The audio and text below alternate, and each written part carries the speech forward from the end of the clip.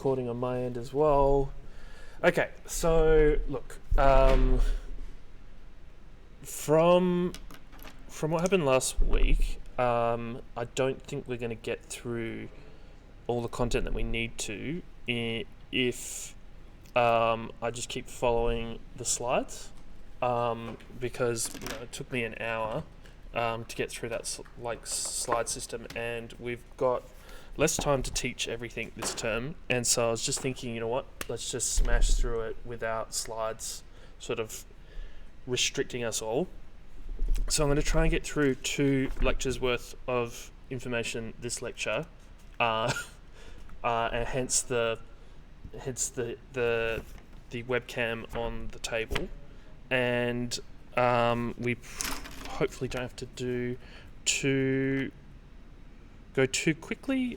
Just let me know if I am, and also, let's utilize the benefit of things being recorded nowadays. So, if you go back over the video, that'll help.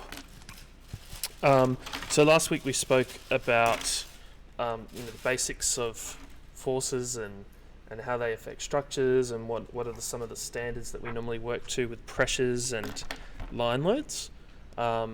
What's a Newton, what's Pascal, etc. I mentioned very briefly in that lecture stress and strain, and that's really the theme that's going to come through at the beginning of today, which is stress versus strain. That works there. Okay, excellent. So most materials are going to follow some parametric, form of graph that looks somewhat like this, where as you apply stress, as you increase stress along that material is going to have some form of strain put on it, and it's in this particular zone that we really we consider that material as being basically safe and structural. And if you go back to what we did in high school maths, the gradient of this line here, which is usually linear, which is stress over strain, equals what we call Young's modulus.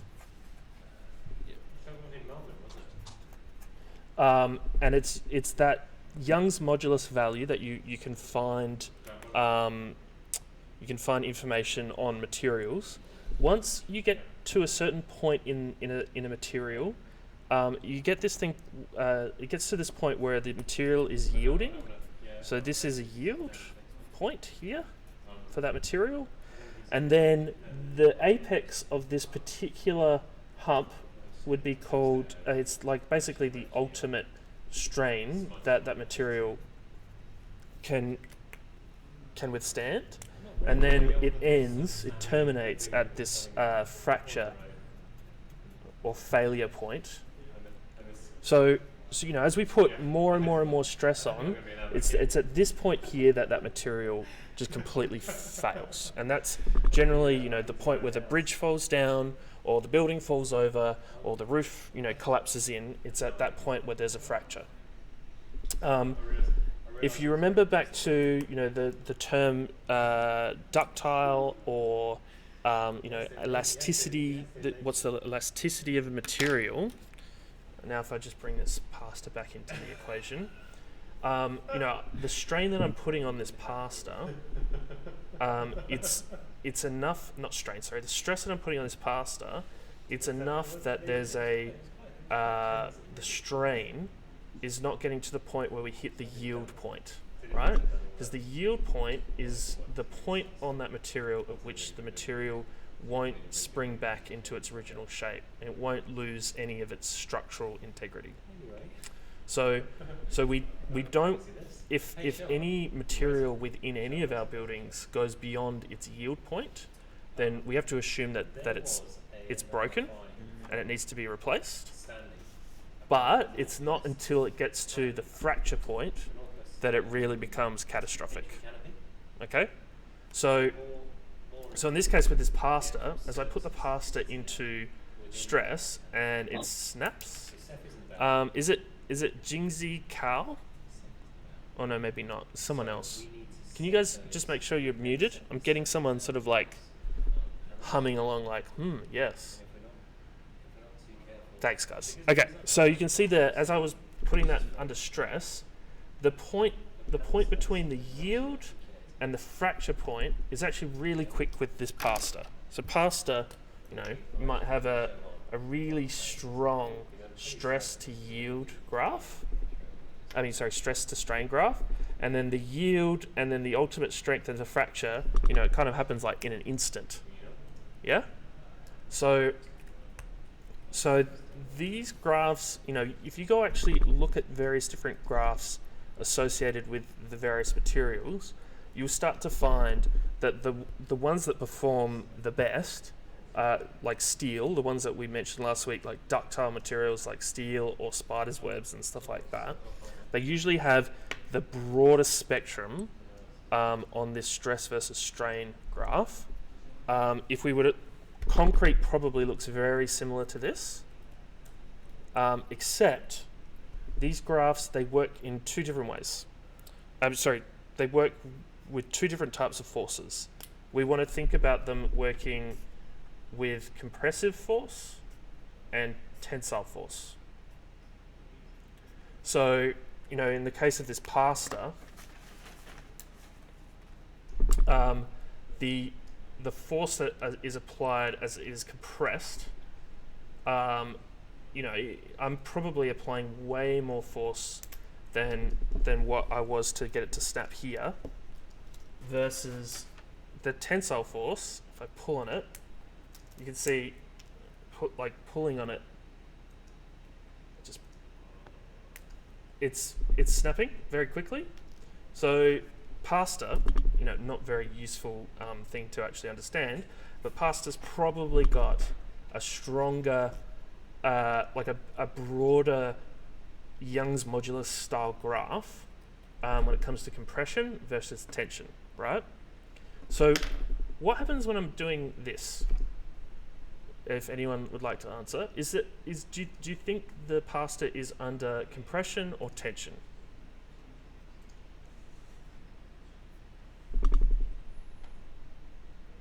Kerry?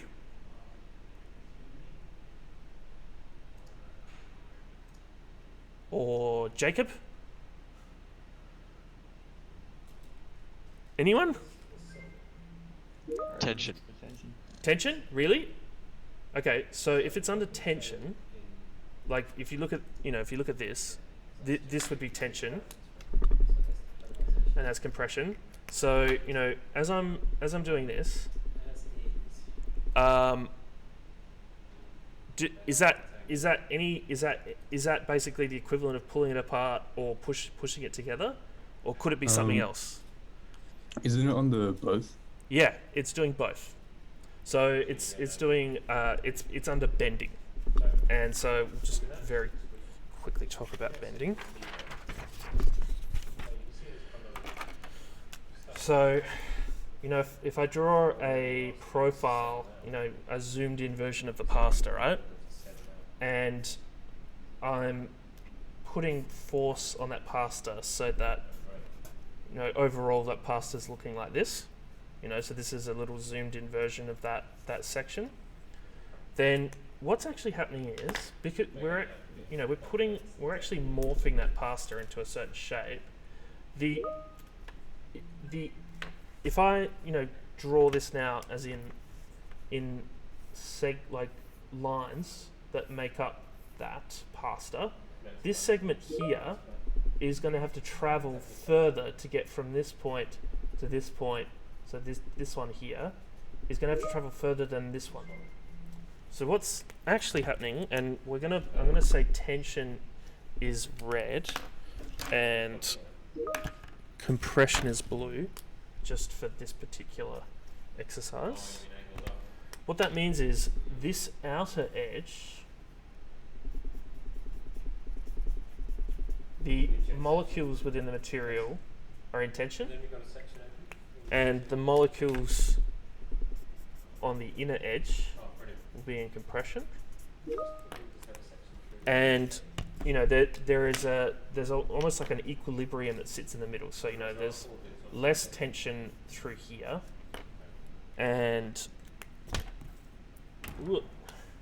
less compression through here, and there's like a centroid line that goes through that object that is in equilibrium when it comes to those bending forces.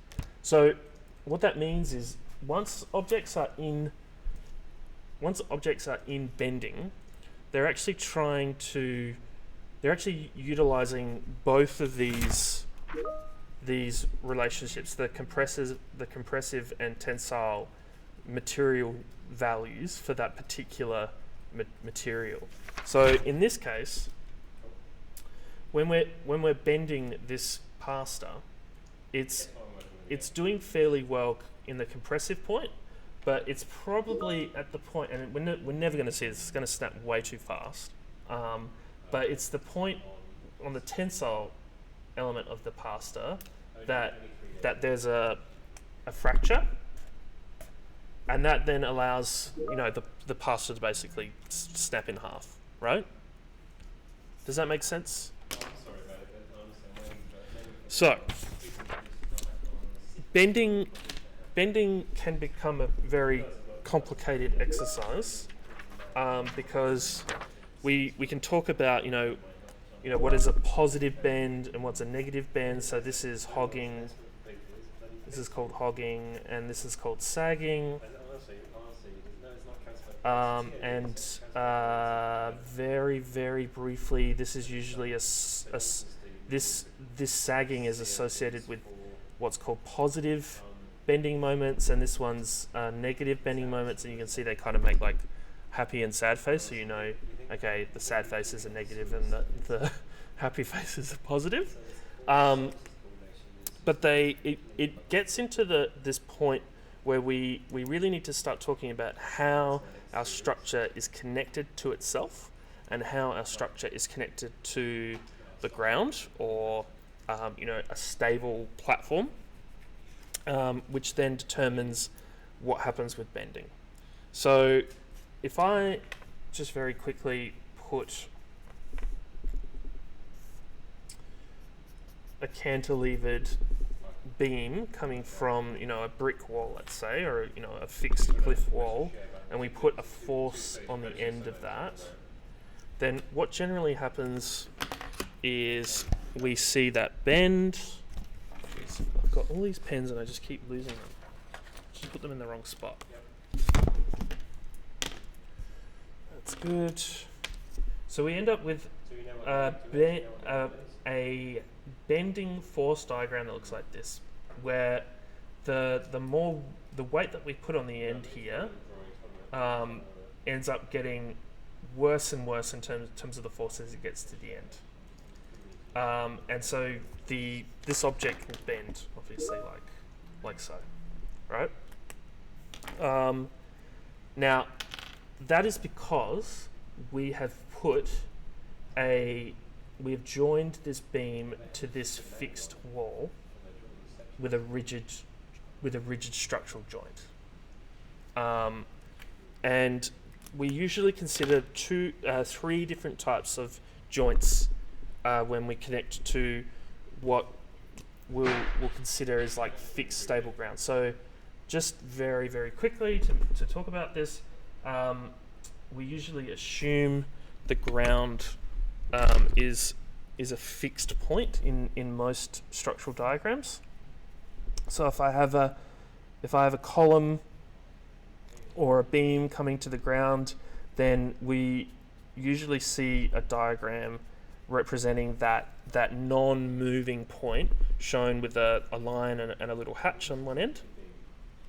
But there are the three different ways that we would describe the joint on the ground would be through what is a rigid joint, which is usually drawn exactly like this, a pin joint, which can be drawn with a little triangle. So that triangle is representing a pivoting relationship. So, if I just draw it very quickly, if that's a piece of steel on the ground and I put a hole through that steel, and then I'll draw the section of the other element.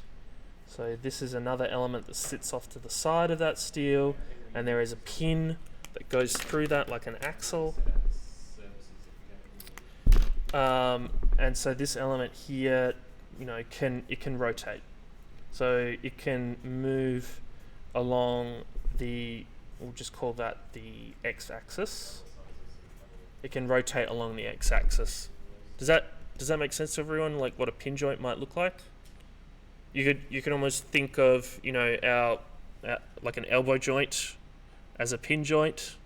There's a ball and a socket, and that joint allows the two elements of the bone to rotate. Cool. And then the last one is generally always drawn with a pin joint, but it has rollers, and this can be called like a movement joint or a rolling joint.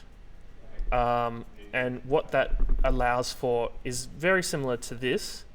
The pin joint allows the member to be able to rotate, but also this particular element can slide along another axis, and in this case you'd probably want it to be able to slide along the y-axis for it to work. Now these three different joints are really important because they kind of decide how your structure is going to distribute forces along it. So that is how we connect to the ground or to a fixed piece of structure somewhere in the world. We're assuming the ground or that structure is it's like an immovable object. It's just never going to be affected by any of the forces. But then also, if we actually think about, okay, we've actually got a structure, and that structure is like a truss, or that structure could be like a portal frame, then we have various ways to fix that to the ground. So this particular truss, we'll say, is fixed to the ground with pin supports, and this portal frame is connected to the ground just with rigid supports. We can also think of these joints between each of the members in the structure, and we could say, so we can use what I quite like is just a little square symbol to represent rigid, and a circle symbol to represent like a pin. So in this truss situation, I could probably do a pin, a pin, a pin. We just make them all pins. That's a pin support. And with this portal frame, we can say, we'll put some rigid joints here to make that stand up. Okay? So what is the effect of all of these different types of joints? They have basically a relationship to this idea of bending. They basically let us decide how the forces are going to remove or add bending to that structure. So here we go. We'll draw the typical portal frame diagram again. So I have a portal frame with rigid joints,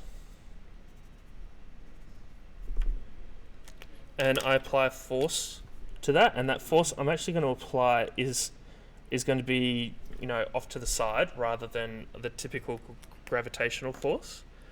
The resulting outcome of forces traveling through that structure is going to end up with the structure doing this. It's going to sort of go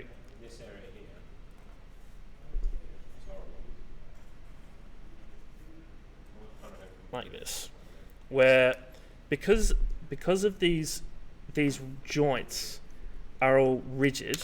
Hang on, I'll just because these joints are all rigid, they're going to resist the force being applied upon this structure, and they're not going to want to change angles. So in this case, this is going to want to try and stay 90 degrees. This is going to try and stay 90, and so on and so forth. And so really the only thing that can happen, other than those rigid joints actually just breaking, is that the structure ends up having to bend to be able to deal with that particular force. So you end up with tension occurring through your elements in areas that you wouldn't typically think there would be tension. There's tension in those columns now, and bending. So compression, tension, blah blah blah blah blah. Cool. But if I was to, in this particular example, say, okay, we're going to make this a pin jointed structure.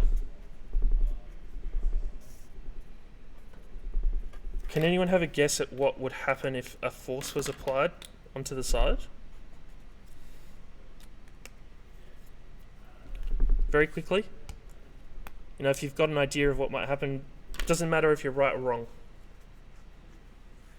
Just asking just to make sure you're still there. The point will move horizontal. Yeah, it'll skew. I know what you're trying to say. So it'll become a rhombus.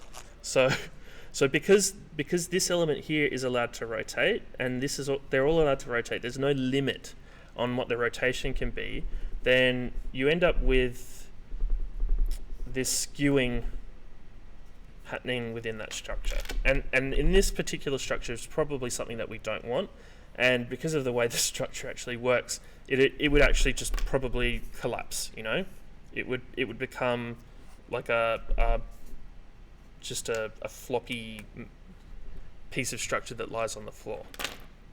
But throughout that whole process, none of these members is going to experience bending from that force. Okay?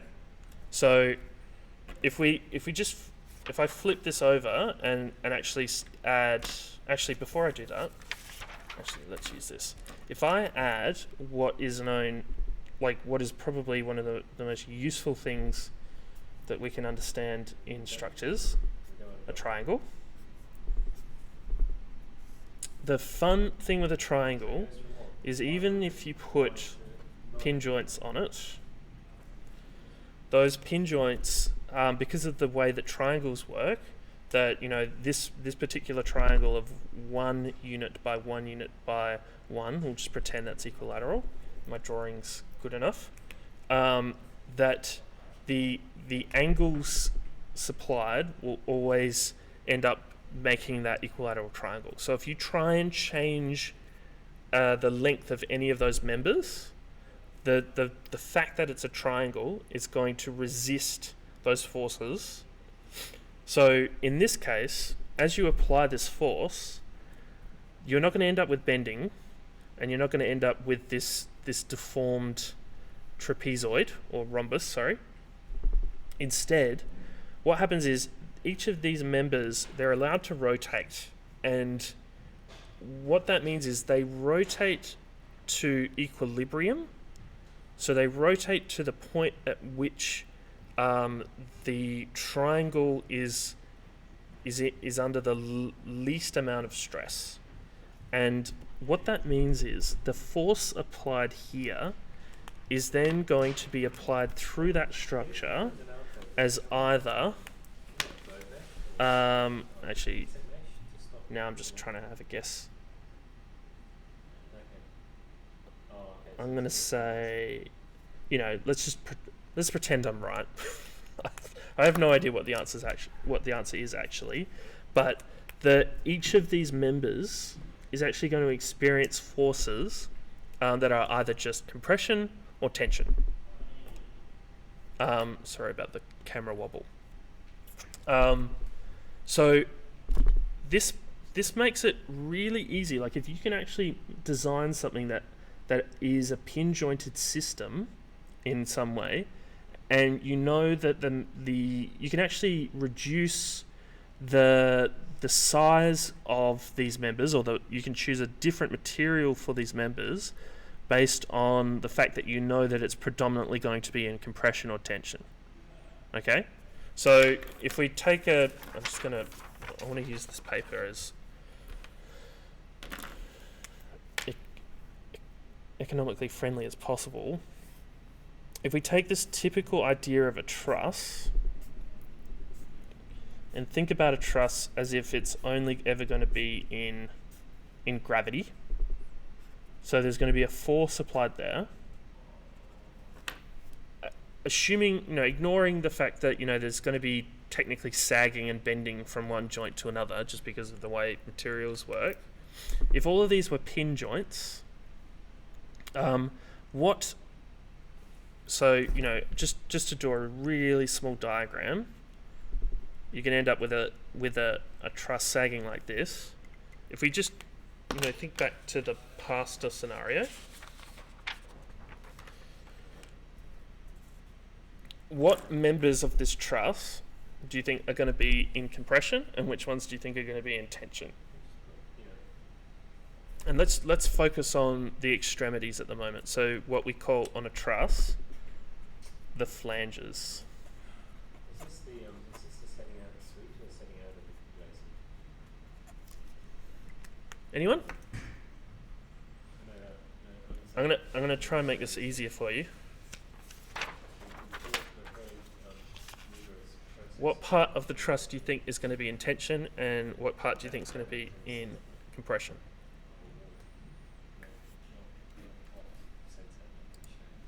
Quick. Anyone?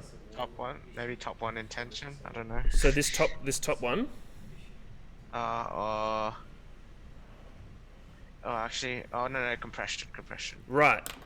See, because what's happening, this part of the truss is going to be shrinking, right? Mm-hmm. If we think about that truss as a single piece of pasta, that part of it's going to shrink. So yeah, this whole section's in compression, and so therefore what's happening here on the bottom? We're ending up with this in being in tension, right?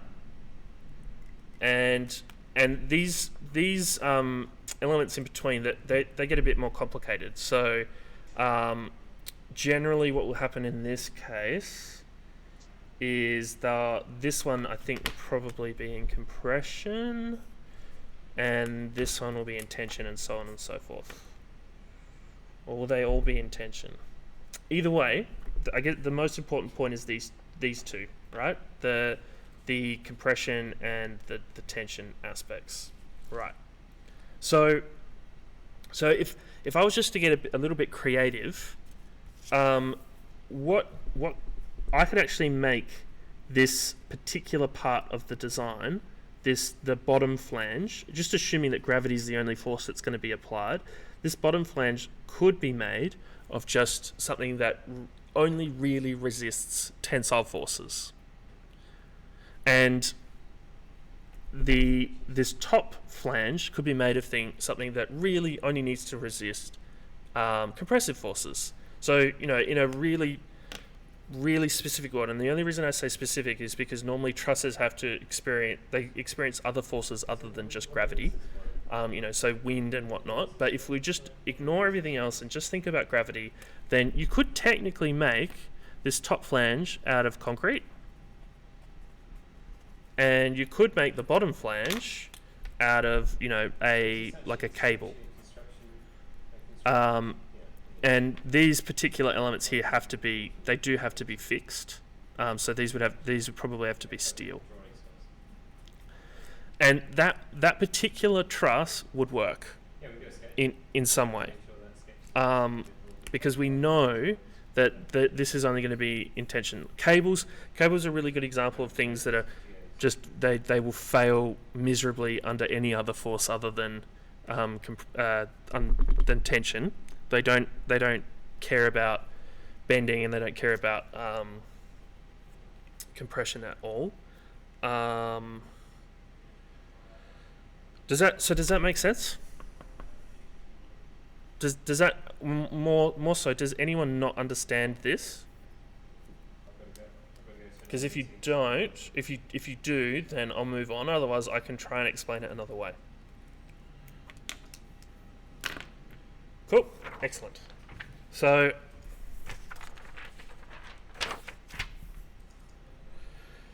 then, what happens is we can then get into this idea with structures where we've got a bridge like so.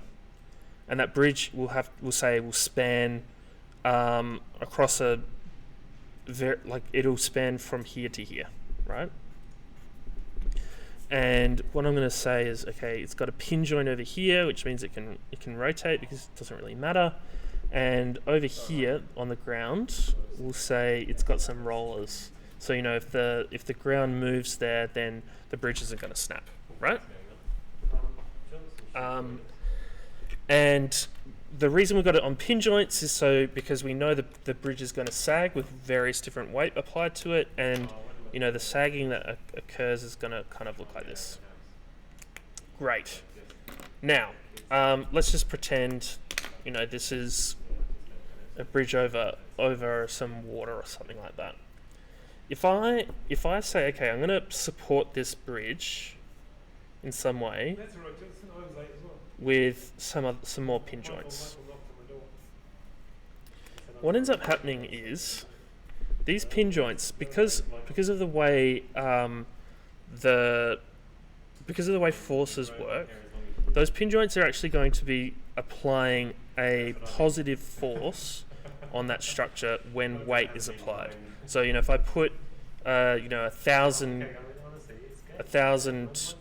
kilonewton force on this bridge, there's going to be an equal and opposite direction resistance at these points. It's going to happen here, here, here, and here, but we'll just make it really simple and just divide that. So there's going to be 500 kilonewtons there and 500 kilonewtons positively there. Doesn't really matter too much, but it means that when you have like a single beam, actually. Yeah, so this single beam's got a rigid joint across. So it's a single object that has no pin relationship, but there's a pin relationship here. It means that you end up with this relationship with bending that does something like this. What that means is, and the only reason I'm really talking about this is when it comes to redundancy. And this is why generally when we see bridges or trusses or whatever, we don't really see a truss with a pin joint here. Like if I actually zoom in on that pin joint, you don't see, okay, here's, this point here. Let me draw this better.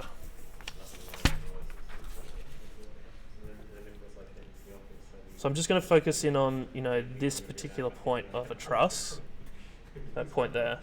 We don't see there's two separate pieces of steel that are pinning to each other here, and then another piece of steel that's then coming off of that as the web. We usually see, a fixed piece of steel that might then have, a little cleat coming off of it. And then the steel pin joint coming off that point. And so this is actually a rigid joint running through that center line. So the reason we have that is that, let's say there is, an excessive amount of force applied to this. Let's say, this is now 5,000 kilonewtons, and at this specific point, and the bridge snaps and it breaks at that point. What ends up happening is the bridge, like these particular points of structural pin joints, they end up saving like 80% of the bridge. So you end up with, a bridge that then deflects like this.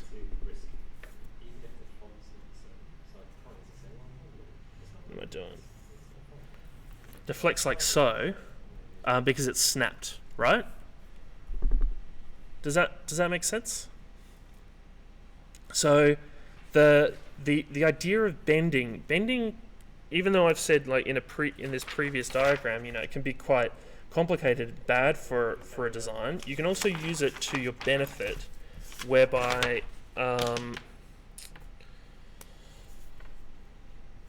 if you think of a structure that might let's say be cantilevering out, so it's cantilevering out from this point here. If you give that structure a backspan, that backspan and the bending that it then creates, you're going to end up with a better deflection point here because of the counterweight that's coming off on the other side.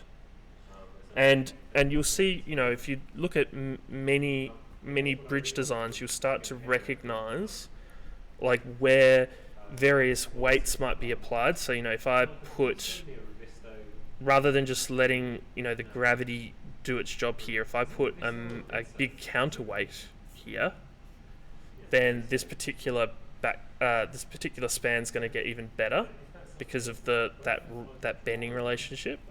And if I draw this particular diagram out, So Johnson, I'm trying to work out. So can we just talk about the process? Because I'm trying to work out what if we do that on the other side, what the there, and we truss that out a bit, here is really to assist you.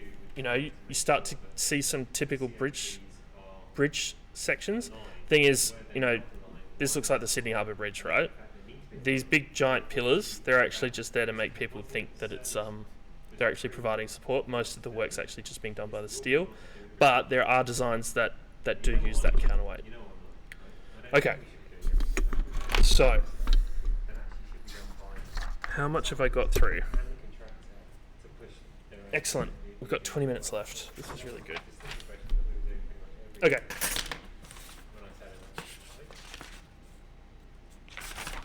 So I mentioned last week there is a difference between material and structure, and they can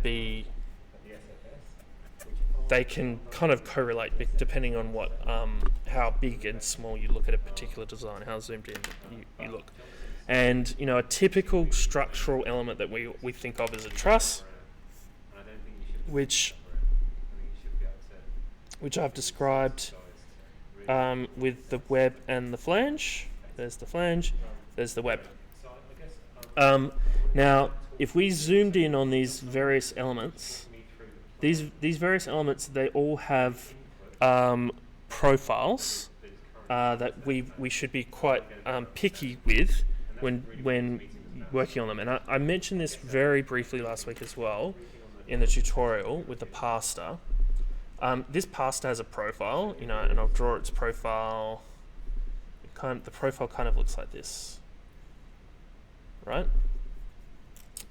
And if I just draw it like this, choosing a profile and choosing its orientation is quite important, because if I apply a gravitational force through these profiles, the force running through a vertical profile versus a horizontal one is going to result with the force being distributed, and there's just more material going through this one than this one, and so this particular pasta piece is going to end up being stronger than this one.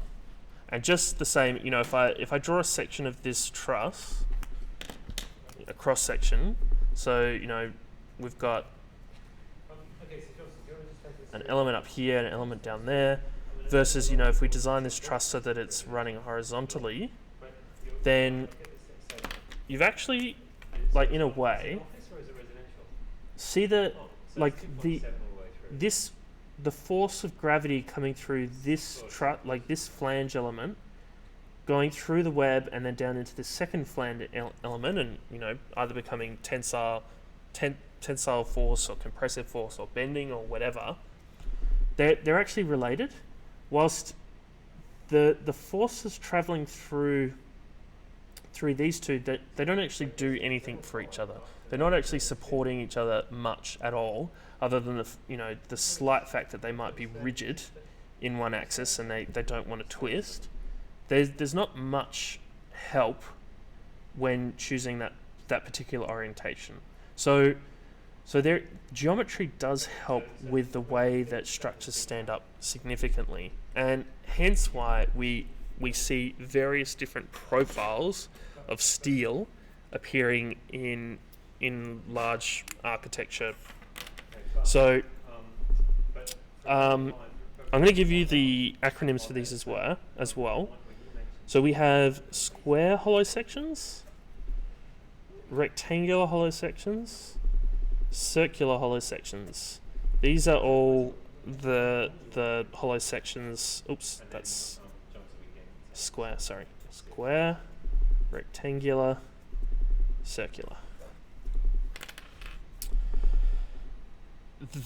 Some important to note, these are all hollow, and the reason that we mention that they're hollow is it's been discovered very early on in human history that if you take the volume or cross-section material of steel, let's say, and you actually increase the size of that whilst maintaining the area of steel, even though you've got the same amount of steel in that area. Let me just blow this up a little bit more, just to make it look more reasonable. Even if you've got the same amount, you end up with something that is stiffer and stronger. So generally, when we see major structural elements, you'll usually see something that has some level of hollowness to it or emptiness to it, because this is practically weightless. The fact that we're not adding any extra weight to this section by making it hollow, but we are making it stronger. So it's a really efficient use of material, and the lighter that you can make your structure, the better normally. So square hollow sections are usually used in circumstances where we know the force applied to it is going to be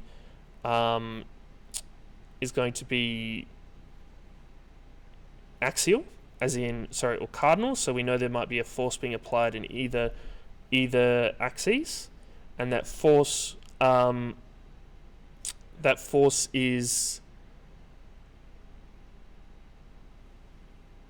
So What am I trying to say? Yeah, go on. Wait. So, but if it is hollow and you have forces coming into like the center of the box, wouldn't that mean like that there's a weaker point because it is hollow? No, because when you say, because there's nothing inside, right? So if I have a force that's central, the forces diagram is going to the centroid of that box. What's actually happening, realistically, is the forces are actually traveling around the hollow section of that square, and they're equalizing as if there was a centroid point to it. Oh wait. So is it like when you put a hollow pole vertically? Is that kind of what you're saying? Yeah, like this. I mean, like if you have it horizontally, then like you have forces it wouldn't really make much sense. Yeah, it does. So these hollow sections have a centroid. It's just their centroid is not. The centroid is in a point that there is no there's no volume of mass. But what's happening is it's because of the way that the material is formed that it equalizes through that point. Okay. Yeah? Yeah, alright. It's really easy to see, because if you take a rectangular or square hollow section and you cantilever it and it bends along its centroid. The centroid, even though there's no material there, appears to be in equilibrium, and it's because of the way you pull things apart that they still act as if they're a single thing. It's the same as, I guess, like a Faraday cage. The electricity. If I shoot electricity at these hollow things, the electricity flows through it as if the thing was just a straight line. Okay. Yeah? Alright. So square hollow sections usually really good for columns, because columns are what we're expecting. Different forces are coming from different directions. Rectangular hollow sections are going to be stiffer in the direction of their like stronger ratio, and so that's why you normally see them being used for beams spanning from one point in like one horizontal point to another horizontal point, rather than being used for columns. And then you have circular hollow sections. These are usually used because of how their ease when it comes to constructability with complex forms. So, a circular hollow section coming in at a weird angle in 3D, all you have to do is run a drill through one end. So I'll just draw. So you drill through it, and the drill is effectively the size of the other circular hollow section, and that then allows you to join those two circular hollow sections together. So it isn't typically used for its amazing structural strength, but rather its ease in constructability. Because if you've got like a weird 3D form, the angles and relationships between rectangular and square hollow sections becomes really complicated. So if you see them being used as beams, they're usually being used because of the fact that it's a complicated beam. Otherwise, you probably see them being used as columns as well. So, like if I look around, I can actually see circular columns in my building, and they basically act in a very similar way to what a square hollow section does to forces coming in at different angles, basically. There's another really nice thing about square, rectangular, and circular hollow sections, and that is that they can be filled with concrete. So, if you've got a big column made of steel and you need to stiffen it, then filling it with concrete just basically adds some stiffness to it there. Then you also have channels and flanges, which look like so. These are basically rectangular or square hollow sections with one of the sides cut off. And the reason we would use these is because they're easier to construct with. So you can deal when you start removing these sides. What you're actually doing is you're weakening this structural member only a tiny bit in the direction of, let's say, gravity, but rather it's actually becoming much weaker with twisting and torsional forces. But the benefit is you can then easily get inside and bolt things. So if I've got a beam or column running through there, it's much easier to bolt onto that column through that point. And that's why generally if ease of constructability is important rather than its appearance, square hollow sections and rectangular hollow sections in large architectural and structural buildings are replaced with things like UCs and UBs, which stands for universal column and universal beams. And these you would probably know as being called I-beams. So they look like this.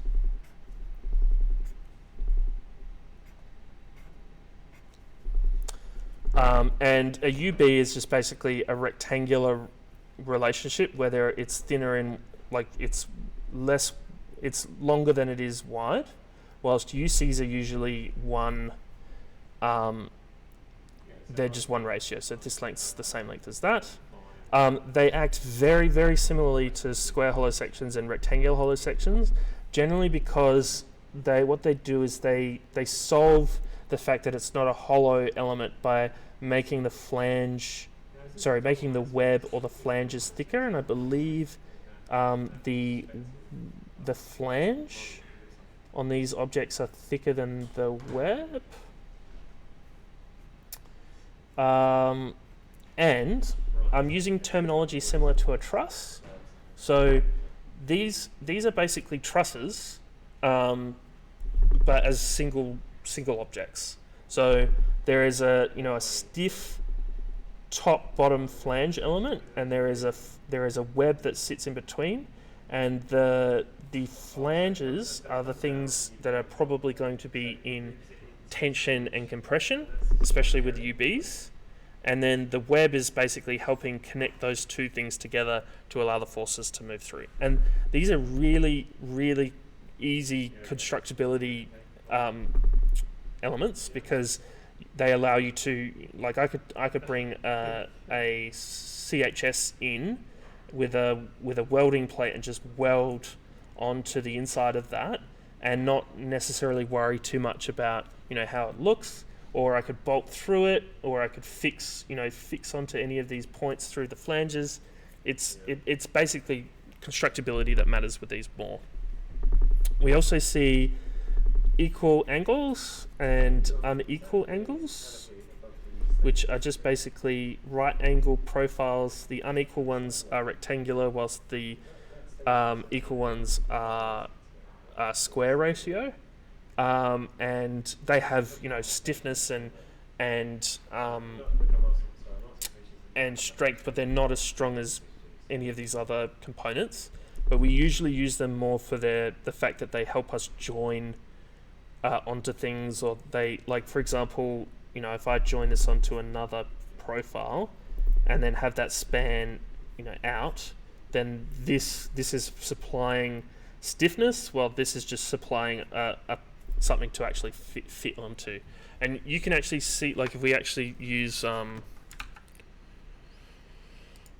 if we look at Sydney Harbour Bridge,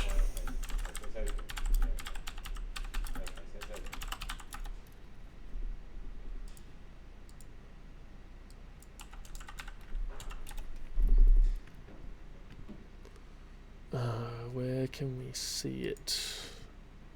It's going to be really hard. You'll actually can see, like, a lot of these sort of girder type objects. If I can actually get a better photo, you can see that very, very small image. See, there's an element there that's sticking up. It's kind of like an L shape. Can you guys see that? So most of this stuff is actually being done with quite what I would think of as quite messy structural details using angles, where the thing that's actually supplying the structure there is that vertical element, and the horizontal one is just being used as a very easy bolt. So that's bolted onto that beam through there, and it just makes it easy to replace and easy to paint and do lots. So there's a lot of reasons why you might pick one thing or another. In this case, all of these are generally what is called hot formed or hot rolled members. So they are made by melting steel and running it through an extrusion, and they're very strong because the steel has formed cold into the shape that we're asking them to be. Okay, we've only got about 4 more minutes. There are also cold formed elements that are usually made out of sheet. Actually, before I hit the cold one, there's also bars and rods. So these are these like elements that are just solid steel. There's no hollowness to them, and they come in like square, circular, or rectangular profiles, and they're basically used as stiffening elements rather than actual structural like doing 90% of the structural work, and so they're sometimes even used as kind of like stiff cables. I'll get onto cables in a moment. So you'll see these as sort of like supplementary structural elements rather than major ones. So these are all hot formed beams, and then cold formed beams are taken out from sheet metal.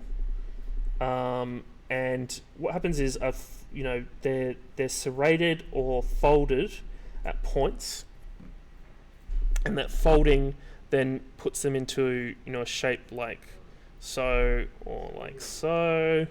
You guys can see that, and these are called C channels or PFCs, perforated no PFCs.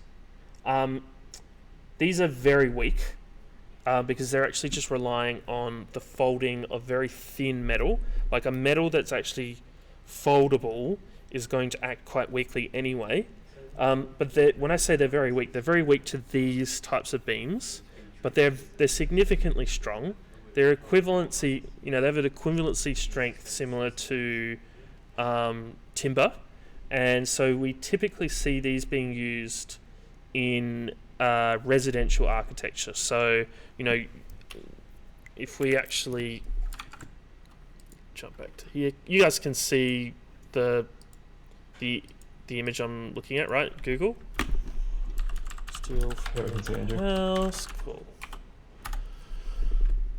So BlueScope, one of my good friends. So this stuff here, this is all made of like sheet metal that's probably like 2 millimeters thick, and it's just folded into a way that makes it strong.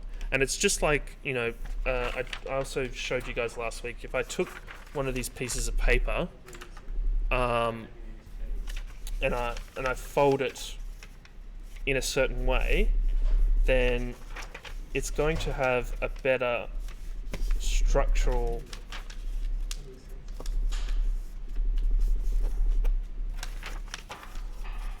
property than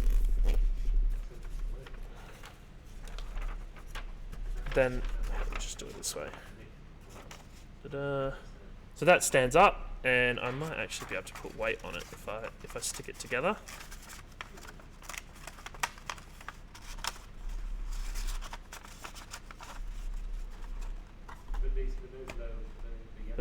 Whilst if I were to try and put weight on any other piece of paper, like literally it's just going to fall over, right? So does that make sense? So one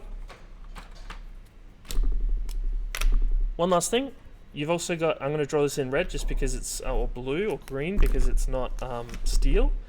You also see timber, and so we generally draw timber structures like with a little cross through them, or we hatch them in a way that shows that they're timber, and on a lot of large projects we normally don't see timber structures, but they are sort of coming back. Engineered timbers kind of making having a bit of a renaissance right now, and they're generally not hollow, and they're generally a larger profile than what a bar or a rod would need to be to get like a similar structural integrity than as steel, because timber, we can't be absolutely sure how strong it is, and it's also just not as strong in general. Cool. Does anyone have any questions about, I guess, anything that we've covered today before we move on to the tutorial style workshop? I've gone through a lot. I understand that. Oh, there's people chatting questions. Is that okay? In the future, so you know, we Will, could you just keep an eye on the chat, because I'm not really paying attention to it. So if there's people asking questions. Yeah, sure. Yeah. Sorry about the camera. Any questions?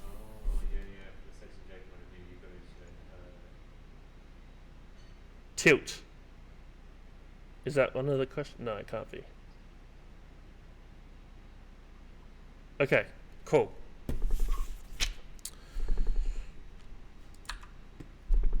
Sorry about that camera again. I'm going to keep apologising. Now.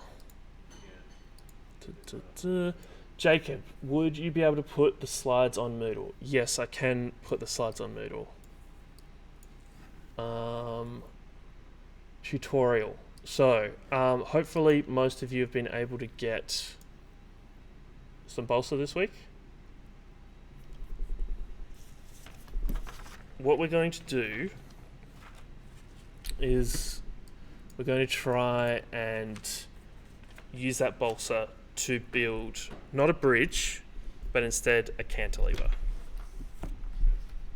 Have I forgotten one? I've forgotten one thing. Cables. Just one mention with cables. So cables are obviously something that is rather important in structures, and last week, like I did mention, but didn't necessarily enforce you guys to use wire or cotton in your pasta bridges. I'd like you guys to consider using cotton or wires today. The reason I mention this is when we start looking at a lot of bridges, generally where if you start to utilize the idea of elements that are only in tension and elements only in compression, then bridges and spans that we can look at, they start to exponentially go up. So like a compressive bridge, so one that is basically made of stone, we're only going to be able to span that a very small distance compared to one that is actually utilizing all of these tensile elements. So like basically anything above the road line here and anything that isn't these masts is going to be something that's in tension, and we're able to basically span beyond what humans thought was possible once we started using tensile elements. And like even if you look at older rope bridges, they were the only bridges that could really span the distances that people were asking them to, even though they look scary as hell.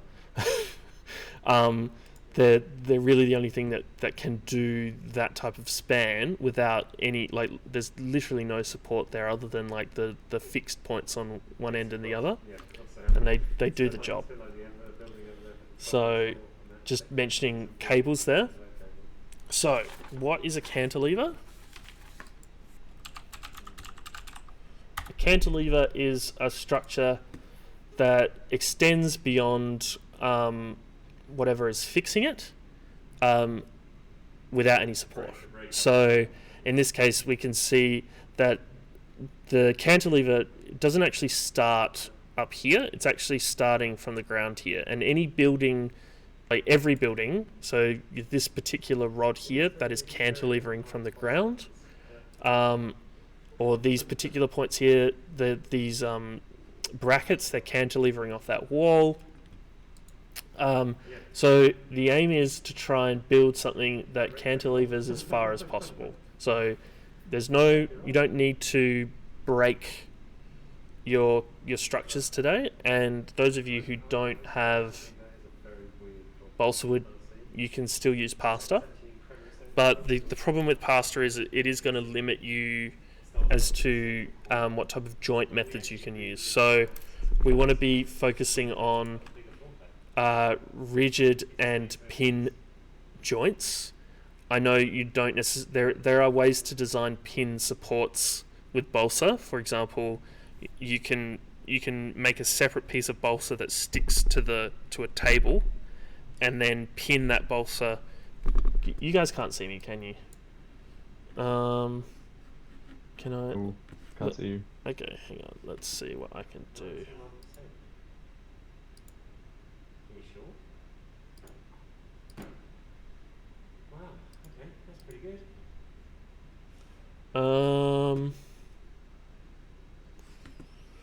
Hmm. 91%. Wow. How do I do this? I mean, certainly the internal IEQ, internal You guys can see that, right? IEQ is going to be good Yes. because you don't have deep floor plates. So you've got a lot of natural light. Okay, maybe I just have to do this.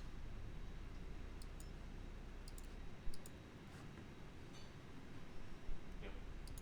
There we go. You can see me now? Cool. It might be, is it out of focus? What's your filter floor? All good. Okay, so with the pasta, it's going to be hard to do pin joints. So that's just inevitable. So those of you who still don't have balsa, maybe try and get some balsa this week, so that by the end of as homework, effectively try and build this thing instead of today. Otherwise, with your balsa wood, if you cut it and then you grab a pin.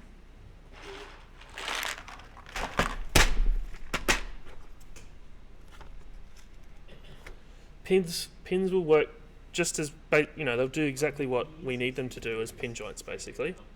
So pinning two pieces together is going to work quite well. So the aim is, and I understand some of you don't necessarily have space to work with a massive cantilever. Like here's a piece of balsa that I've got.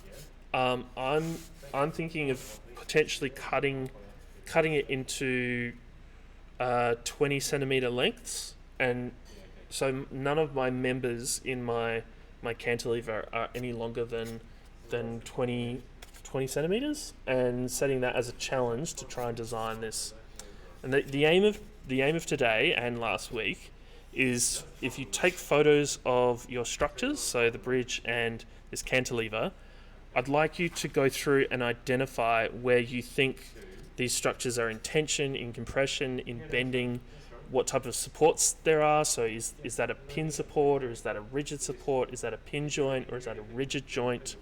Where you think the forces are and where they're applying. So take this lecture and last lecture and basically use the content of those lectures to be able to write a report of these two different structures.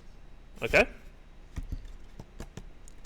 So I'm going to move to my phone, and I'm going to also try and build a cantilever. Will, do you happen to have any balsa floating around? Yeah, absolutely. No? Nah, no balsa. Okay, so rather maybe if you guys have got any questions about working with balsa, I'm sure Will's got some answers. I've got some too. Okay? Yeah, I'm happy to have a chat and help with that. Cool. Now the other thing is, the reason I've tried to make these lectures faster is so that next week I can get on to making our lectures about Grasshopper and how to use Grasshopper to do this type of stuff. So next week, be prepared for Grasshopper to start up, and the lectures are going to be coding workshops effectively. Okay? Cool.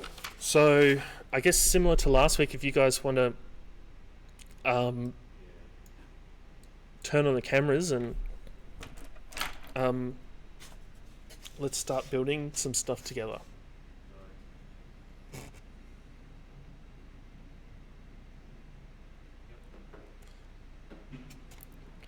Hi Amanda. Extra points for the first camera on, from what I can tell. Did you manage to get your balsa? No.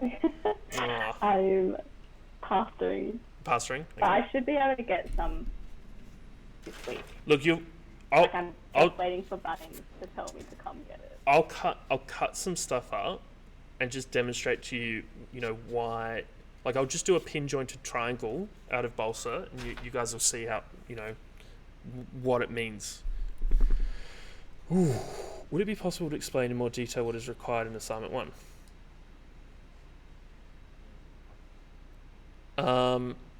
Did you ask that before or after I just said that? Before. That came through just then, I think. Okay. Look, I'll do a really short exercise that is assignment 1 on an existing structure. Okay. let's just go get past bridge. You guys can still see my screen, right?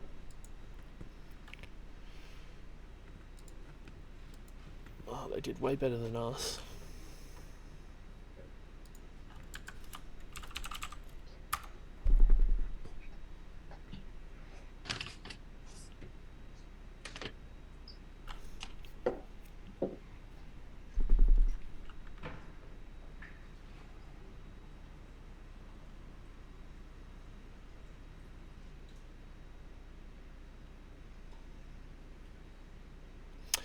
Okay, so I'm a firm believer that pictures speak louder than words.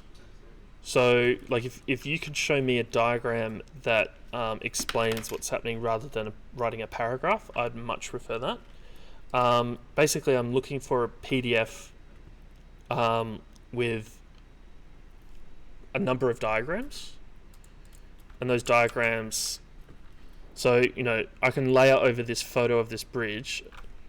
Let's make it white.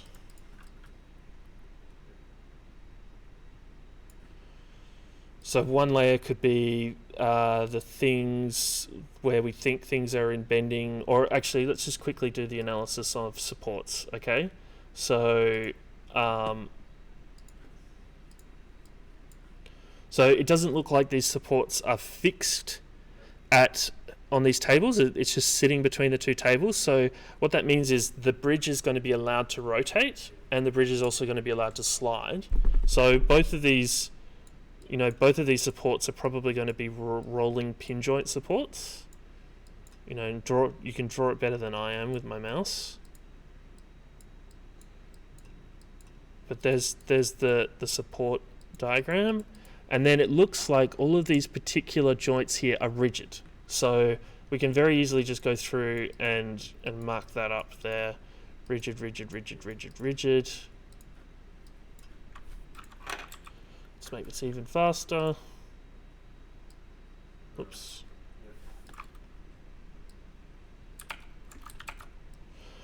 Rigid.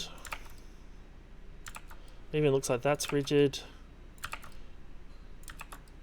And so hopefully today you will do something with your design that isn't rigid, because last week was probably only rigid. So if you can do pin supports today, if you're working with balsa, do that. So that'll make this analysis easier. We can add another layer to this particular diagram just showing the force. Now, let's pretend that says 40 kilograms instead of 40 pounds. What would that be in newtons?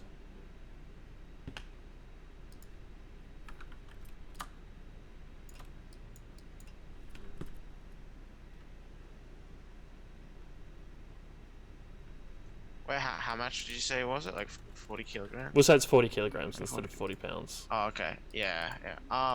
Then if the gravity is like, if you round it to 10, then it's like 400. Yep. 400 kilonewton force downwards, right? Like if we were to look at what do we think based on the discussion today? Do we think all of these elements are going to be in bending, compression, or tension? The top bit will be in compression. Maybe. So if we say, Not sure. yeah, what did we see here? We saw that all of these, like these elements through here are all rigid, right? Yeah. So what do you remember? Like, because they're rigid, it means that they're not allowed to rotate. So it means that we're probably going to see a lot of this stuff be in bending, not just compression or tension. Yeah. So, but the thing is, just make sure that when you do any diagram with bending in it, that you represent the right force on the right side of the element. So if we just think about the sagging here, that if it was sagging, then the top part of the element is going to be in compression. So we'll say, okay, if this is in bending, this is all going to be in compression. and that's all going to be in tension, and just have a guess, you know. With this particular one, it doesn't have to be absolutely correct. It's not like I'm going to get perfect assignments from everyone anyway. So it's worth sort of looking at your design and saying, okay, you know, let's just draw a quick profile. So, you know, separate to these photographs, saying, okay, the profile of the pasta could look like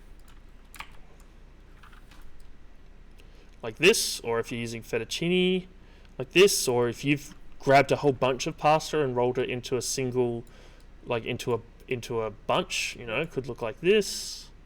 Or, you know, this, I've done some stuff with my pasta that kind of looked like it was kind of like an amalgamation of like a piece like this and then another piece like this. So like a single member was kind of maybe 3 together. So just represent your profile, even though we're using pasta, or you know, when you're using a balsa, just show the dimensions of that. And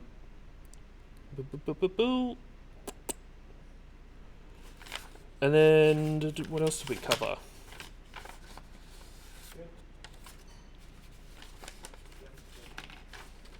Yeah, basically, you know, use what we covered in the. Sorry about the camera shake. Use what we covered in class. Just basically whatever you can pick out that is an important note about structures. Explain to me through that report how you think that's working on your design. Either on both your bridge and your cantilever. Does that explain it? Enough? I don't want to spoon feed you guys everything that you could do. Like, for example, it might be difficult to go find Young's modulus for pasta, but it might be easier to go get it for balsa. So, you know, just go, like, whatever notes that you've taken with the lectures, just hit those notes and add them to your report, and then that'll turn out well. Cool? Andrew? Yes. Just a quick question. When is assignment 1 actually due? Because on the course outline, it still hasn't been updated, and it says like March 7th or something. Yeah, it's due March 7th. No, joking. It's due week 3, normally. So do you guys want to make it due week 4, so that way you can ask me any questions next week? I'm Yes, seeing please. a nod from Amanda. Yep, cool. Let's make it that'd due be week cool. 4. Yep. And what day of week 4 would that be due? Look, normally we'd make it a Wednesday, right? You know, because it's due in class. But from my perspective, I'm only going to mark these things on the weekend. I'm not going to mark them during the week. So if you want to make it due, shall we make it due on Friday of week 4? Yep. Is that good with everyone? Or what? What do you want to do? That's brilliant. Thank you. Is this a normal? This Yeah, isn't that's normal. That sounds good. Okay. Yeah, because that's the thing. People, like, I guess, yeah, people aren't really like, they don't really like give us that, like, the extra time. Usually they just kind of like set a date. And, Okay, yeah. So I'm not from my perspective, I'm not teaching necessarily time management, and the realisticness of it all is I want to make sure you guys have got enough time to do the assignment. I also understand you guys have got other assignments to do. So if one of my assignments clashes with another one, we can work something out. And on top of that, like, really, I just need to mark it in time, you know? So I understand, you know, maybe the census dates get in the way a little bit, and sometimes we want to, like, by giving you guys some extra time, it's actually also potentially ruining someone's life that they're not going to be able to drop out in time for the first census date. So just let me know if you're having trouble with this and if you're thinking about doing that, and we can have a discussion about whether or not this is the right course for you. But otherwise, yeah, like, extra time's usually a good thing, right? Yeah.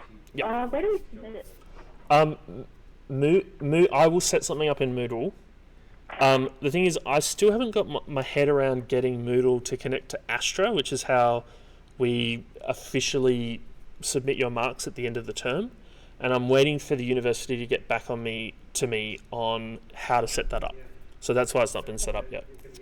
But usually, if Moodle's not doing the right thing, like it's not letting you submit, I'm totally cool with an email with a zip, or I'm happy to set up like a Dropbox or a Google Drive thing for you guys to submit stuff to. But it's just a PDF this right now for this particular assignment, so an email's fine. Just as long as there's a little timestamp associated with it, because if in the event, let's say that there is a conflict and someone doesn't believe that they've been treated well, then at least there's some proof there that things were submitted at the right time and stuff like that. Is it one model per week? Yeah, we've done one model last week and we've done one model this week. If we wanted to redo You can redo our it. models, I don't care. can we put both? You can put Or, what do you mean? so like if I redo another bridge, If you make 10 bridges, you can put 10 bridges in your assignment. okay. Okay? If, let's say, you aren't the best pasta bridge builder in the world, I'm perfectly happy for you to go do this analysis on someone else's bridge, be it as long as that person is happy for you to use their bridge in this class, or go find some of these types of structures online. My only argument is try and use one that hasn't been analysed. So if someone's actually done the analysis, try and keep away from that. I want to see what's in your brain, not what's in their brain. If you've used someone else's bridge online, I'd like you to reference it, so that way I can check if you've just gone and they've told you everything, you know? Okay. Yeah. And then if you've used someone in this class's bridge or cantilever, then I need to get them to tell me that you've got permission to do that. Otherwise, we're going to run into plagiarism issues and stuff like that. But generally, like these are just little exercises that help us get our head around everything. I find it a lot better to build these things than to just look at the pictures of them. And then the thing is, for the next assignment, you guys are going to have to try and improve one of these two things, the bridge or the cantilever, and we're going to be trying to improve it with Grasshopper. So also just keep that in mind, that if you're going to do an analysis on someone's bridge online, maybe pick one that's not good, or one that you think that's not good, because you're going to have to try and improve it. Cool? Yeah. Cool. Okay, I'm going to go grab my tools for cutting with balsa. Similar to, I've forgotten his name. Is he here today? Where's Labman? Is he here?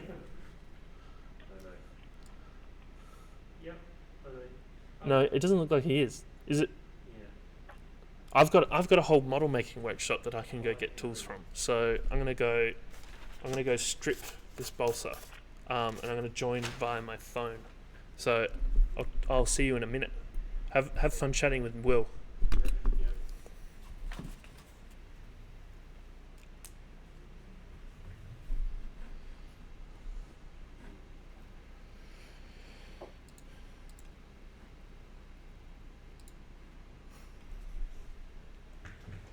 But they should be doing that unless it's structurally impossible to do so.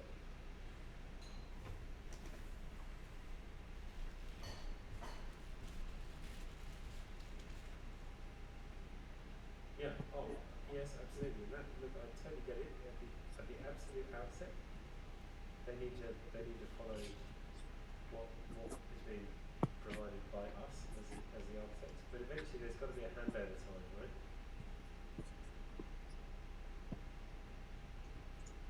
Is that Alex York? Yeah, I can hear Alex. I was like, so that's a really weird sounding student. And he's talking about offsets and stuff.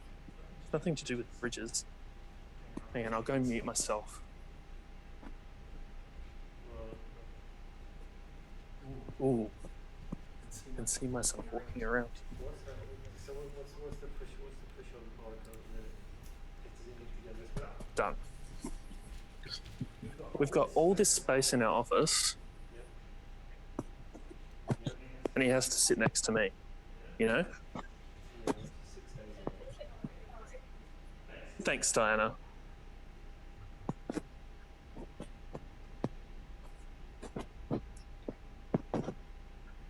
How many people are back in there, Andrew? 1, 2, 3, 4, 5. There's about 6 at the moment.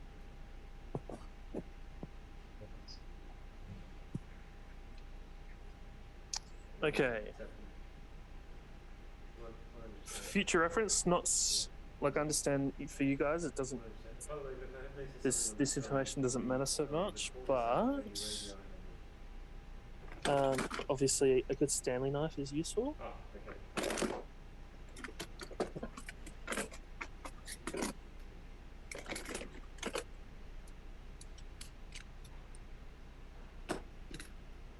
Metal ruler, but these guys. So this is a balsa stripper. This helps you. This helps you turn balsa into like thin strips without needing to use a like Stanley knife and a ruler. This one's got someone's used a Stanley knife blade in it. It's probably me, but you can also use scalpel blades with them.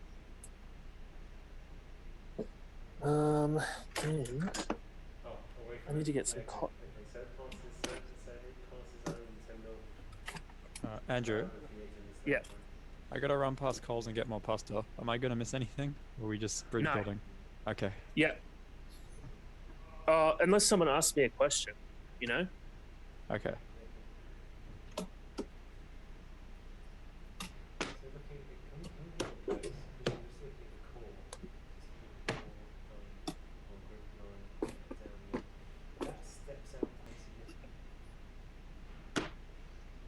So what happens there?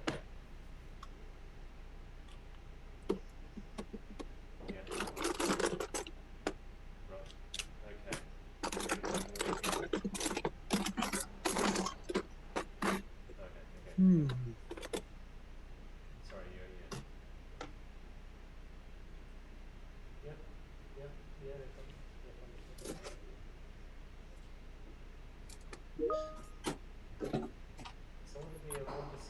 So Will, how's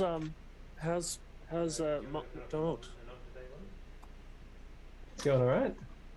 Yeah. Still sort of getting settled in. Lots of inductions and safety videos and meeting people and whatnot. Yeah.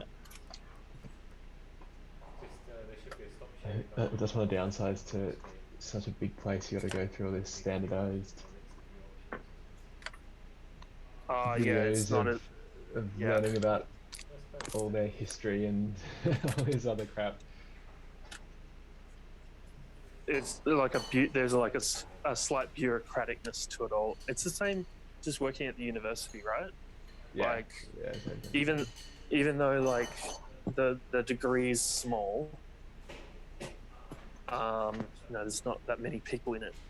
There's still like this, hey, watch this video about cultural integration in your course and stuff like that.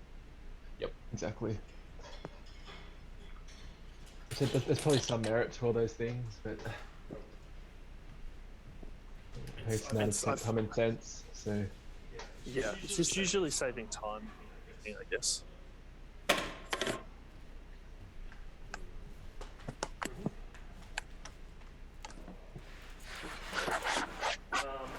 And then you've done 1 week now. How are the other courses going for everyone? Hello?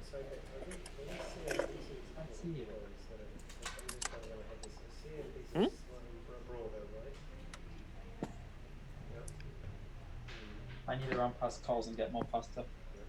Okay. Yeah. So the assessment is to make these bridges and analyze the process of what you're doing, how you're making it.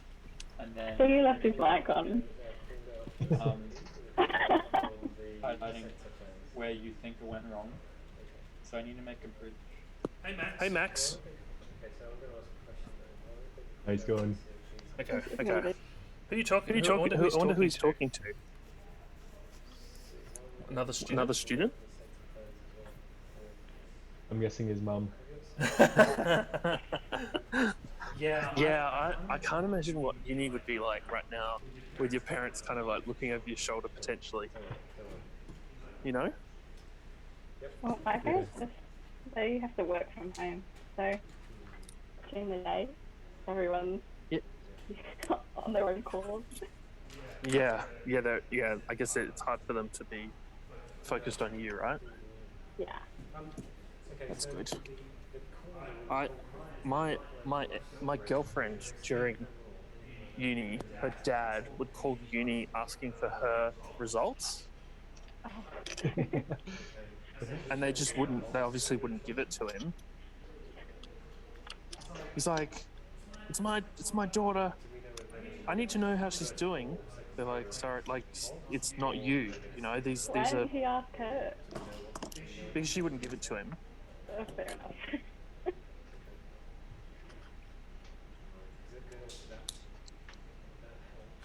I only told my parents when I do well. You only took, yeah. If I don't tell them, they just assume that it didn't go well, and I don't want to talk about it. Have we had input in terms of hobs for plant rooms and things, like where we've got distribution boards and where there's a potential of leakage? I failed a course at uni, where we need to actually and my parents had no idea. Like shield electrical equipment from that via there's why would I tell them basically? Yeah. Well, my sister Why am I telling you? Math.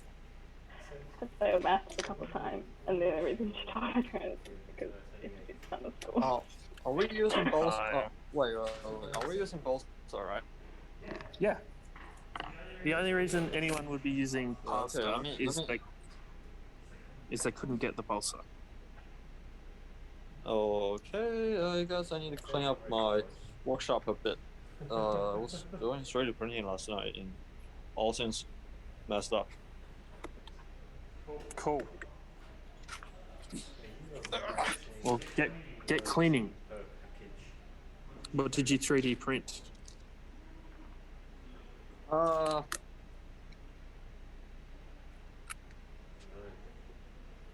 Hidden Blade. Not Hidden Blade. One thing I didn't get from you guys last week was an understanding of your Python skills. So, what have you guys learnt through Python? Like, I know you've done stuff with Ben.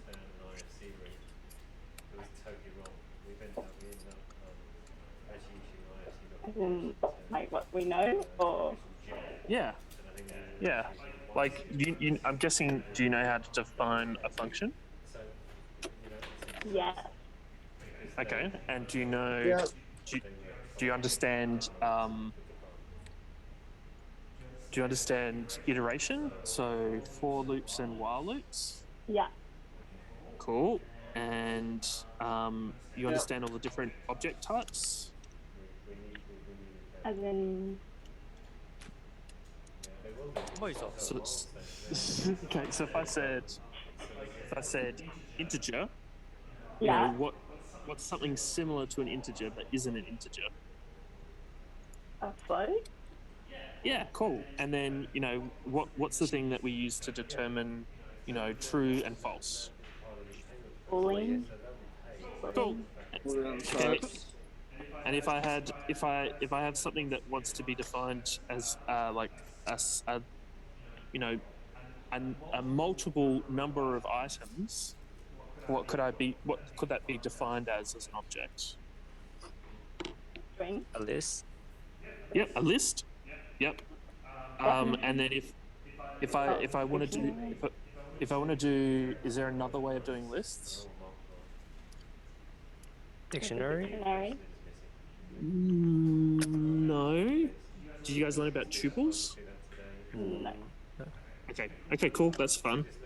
But yeah, so you know about dictionaries. So what's the difference between a dictionary and a list? To level 35 or one plan, right? A dictionary is it's a list of lists essentially.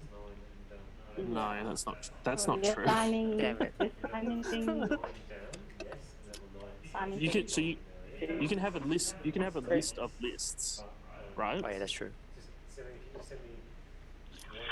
But so what's the difference between a dictionary and a list?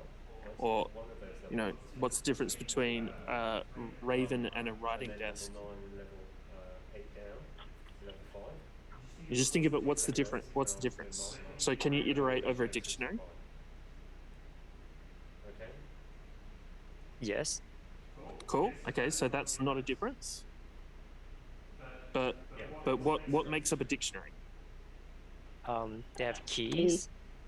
Cool. Daddy. And what is a key? What is a key always? A key is always going to be what? Okay, first, and then go into the middle of An integer. No. Not no in a dictionary. In a dictionary. Fine, that's fine, Michael. Let's just get done. You don't have great no time. John's is absolutely right. Just turn it around, drive, see. A string. 4 days is very different. Oh. Oh yeah. Very different. So let's just see. Oh, So keys. quick question. Yeah. It may be that Why were you using both are sheets, not both are rocks? You can use balsa rods if you want. I'm going to turn this balsa sheet into rods. All right, whatever. Where's my pencil? Yeah. So look, this is the benefit of a balsa stripper, and also the benefit of doing class in person with me, because you'd be able to borrow this, but you basically set a dimension for it, and then run it down the side of your balsa. And just it turns to a rock. Yep. Otherwise, what I would normally do is I'd grab a ruler and mark out where multiple sections along the balsa, And cut it straight away. and then I do it on the other side, and then I have to use a Stanley knife to cut it. Yeah, I just need to get my pencil somewhere around the workshop. Can I just use pasta to do the bridge this week? Pardon? Can you just use pasta to do the bridge this week, to build the bridge? Sorry, can you rephrase what you're saying? So don't repeat what you said. Say it a different way. You can just use your pasta if you doesn't have both rules. Yes, you can use pasta. Both are. Yep. Use pasta if you don't have balsa. It's fine. But you will be it's going to be difficult to make pin joints. That's the only problem. But that's fine. Just recognize. You just need to recognize that. With the 24 levels, right? That's one single drawing, or you issue 24 separate drawings, all of which will have a Revit logo. Okay. It's probably worth just having a conversation with them about it. And just say, look, Okay, back to Python. is still ongoing. You want IFC. Do you guys know how to create classes? No. Okay.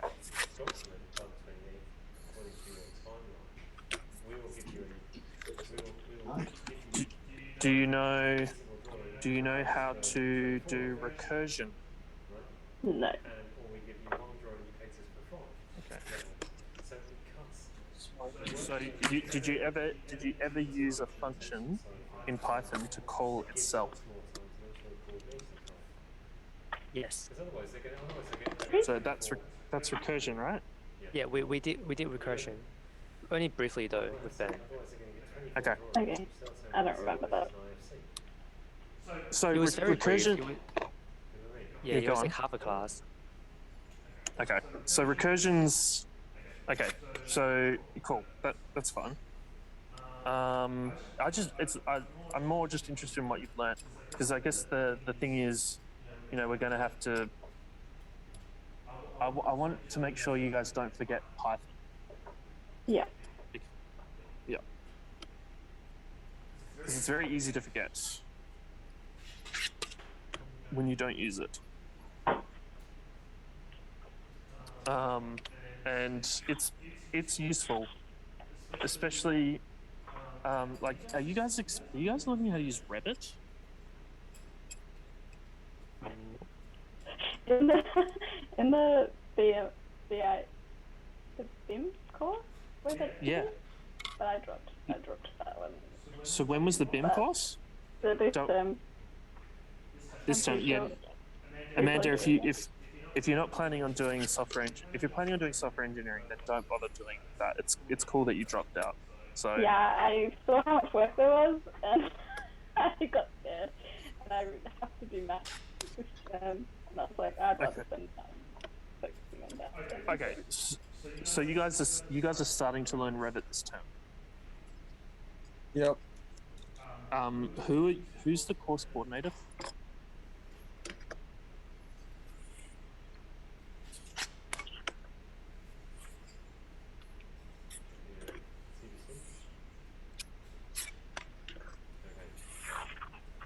Does anyone know?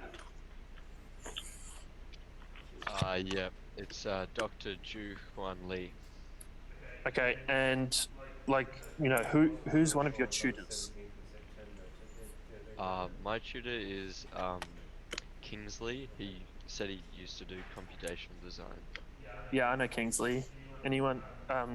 Will, is this one that you've been teaching at one point? I haven't done this one, no. Okay. I did a very similar one though, but it's for construction management students. Right. Okay. So, does anyone have any who else has a different tutor? I guess I'm just interested in who's tutoring. My tutor's Harris. Okay, so Harris works at Cox. Yeah. Cool. Okay, so Python has become very important whenever I've been using Revit, because there are just things that people haven't developed for Revit yet, and being able to code in Python is useful for it. I'm not encouraging you guys to use Python at all for that BIM course this term, especially because it's almost like just introducing you to Revit. It's not necessarily introducing you to the coding of it. But if you guys have got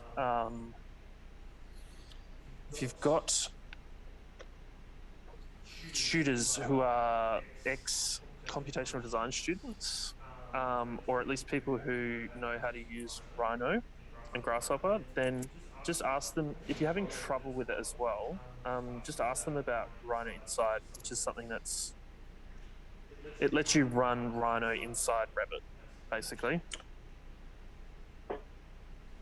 Specifically, it lets you run Grasshopper inside. Maybe we'll have a go with it later this term for this course. Shall we do that? I think that's a good idea, and I think it's pretty well set up for. It's good for something like loading in all your beams. Yeah, like we could we could actually draw the stadium roof that is assignment 3 in Revit instead of drawing it just into Rhino. It'll probably be useful for you guys, I think, because it'll be near the end of, except for maybe Amanda, it'll be near the end of the BIM course for you anyway. So you should understand how to use views and sheets and stuff like that, and you'll be able to use it to help document what you've done. Yeah. Cool. Andrew, I was wondering on that note, would it be possible to go through Rhino and Grasshopper as well? Oh, sorry, Python and Grasshopper. Yes. So brilliant. I won't be doing any Python.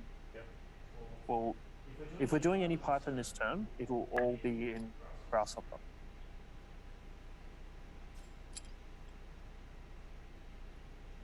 How does that sound? Oh, great. Cool. Because you guys didn't do, you did all your Python like vanilla Python, right? Like Yeah. you did it. We did. Yeah. Visual Studio Code. Yeah, yeah. Like, you guys didn't use any libraries? To achieve the 11. Not just that we vanilla. know of. Yeah. Yeah, like it was just basically, it was Python in its simplest form, right? Yeah. So, you know, if someone was like, hey, you can use Python to do architecture, you guys aren't really in a position to say, yeah, we know, like, we've got experience doing that. You've only really got experience adding numbers up or doing string functions or stuff like that, right? Yeah. Andrew, question. Do we have a spanning requirement for this bridge? This is not a bridge. This is a cantilever. So I want you to go, like you can build it on your table, and build it as long as possible, but it's not allowed to touch. It's not allowed to touch the other end. Oh, okay. Cantilever. Yeah. Gotcha.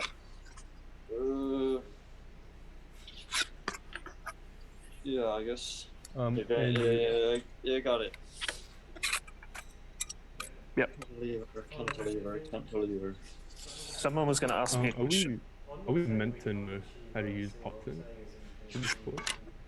No. Oh, you don't need to know. I've never touched it. That's fine. No, you don't need to know. Okay, thanks. I was getting a bit worried with all the Python. Well, I'm actually, all the Grasshopper that we're going to cover this term is going to be recovering Grasshopper a bit anyway as well. So if anyone's a little bit worried about it, then about their Grasshopper skills, then this is going to be a good class to do, because it's just going to reinforce everything you learned. Because I want to make sure that you guys know everything for the class that you and I are going to do next term. And the class after that.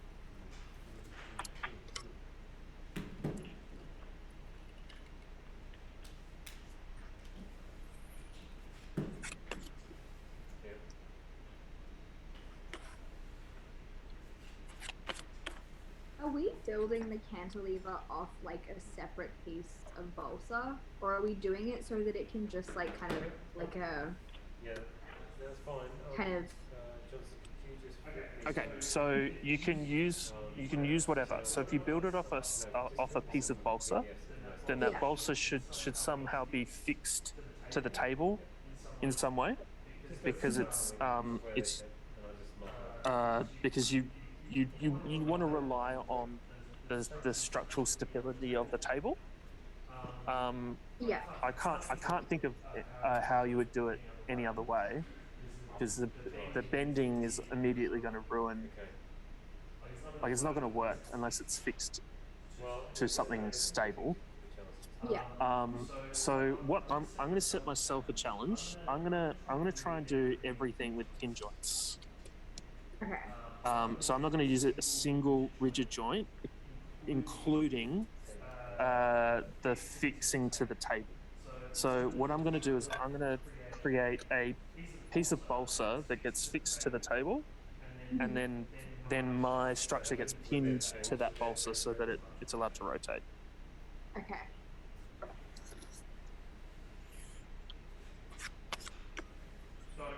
Don't pin your balsa to your table. You'll ruin it, by the way, if anyone's thinking of doing that.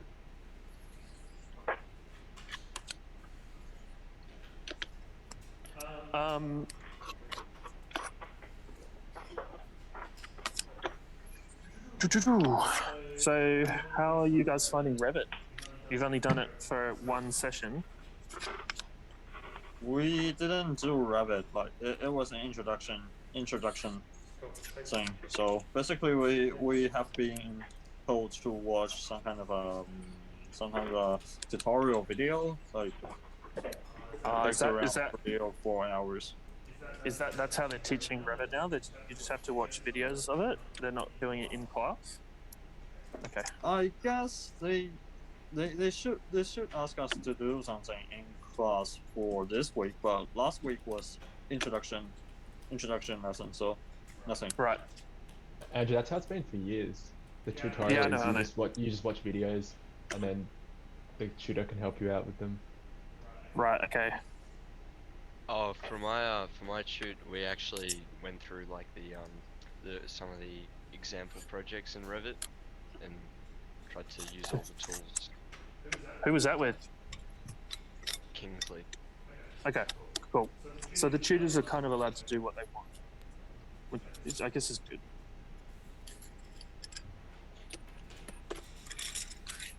Cool.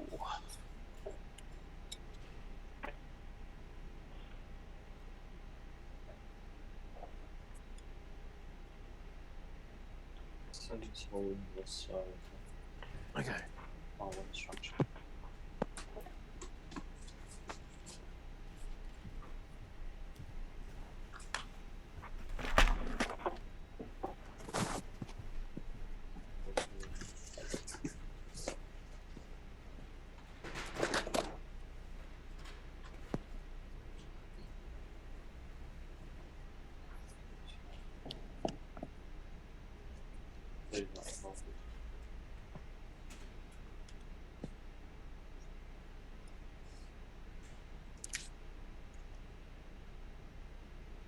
Could I use a SolidWorks session?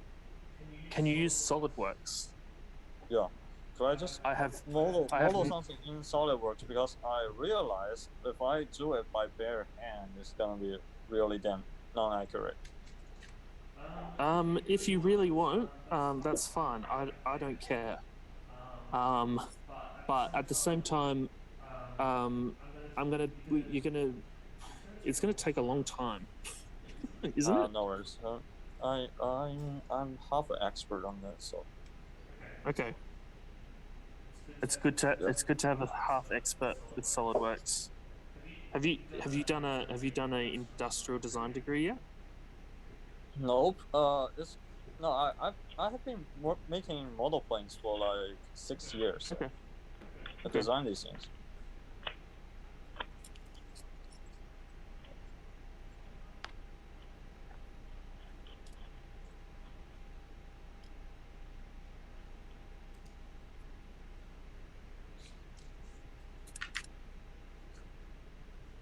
Just note, I'm going to ask you to redraw this eventually in Grasshopper though. Should I just do it in Grasshopper? Right now? Yeah. Right now? Yeah, but I want you to improve it for the assignment. But yeah, look. I guess what I'm saying is I don't care how you do it. Okay, you can do it whichever way you want. I'm not going to stop you guys from doing this stuff your way, because unless I think there's obviously something to learn from doing it a certain way. So I want you guys to use Grasshopper eventually. It's going to be so yeah, go for it. I don't mind. Wait. Jesus, it's really not accurate doing bare hands. Really inspire like something like laser cut or something.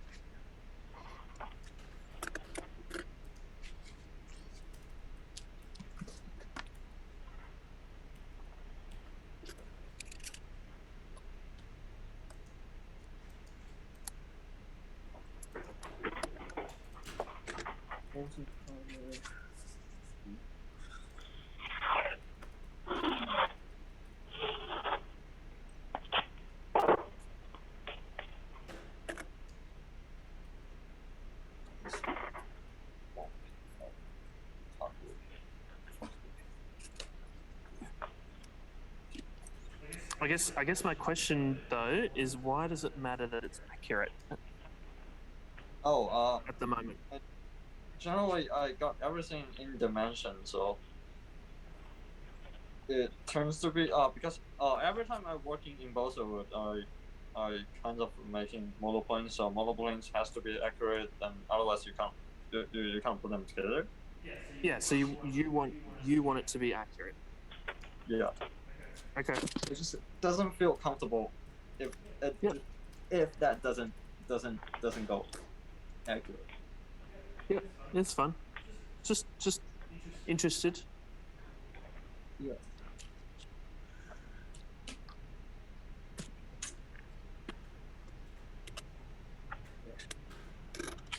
Have you worked out how to get SolidWorks to draw pasta? Draw pasta. Well, if there is an like calculation option for material like pasta, I guess that's possible.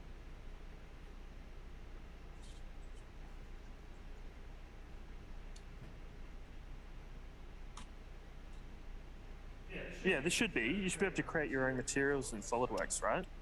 Yeah. Just thinking, is there any default things like pasta? I doubt it. Eventually, I generally use that for like balsa wood and orc wood and what else? Aluminium and Yeah, kind of they've probably got all of those materials stored in their little database. Yeah. I doubt they've got pasta, right? Yeah, they don't have something like pasta, but they do have plastic. So.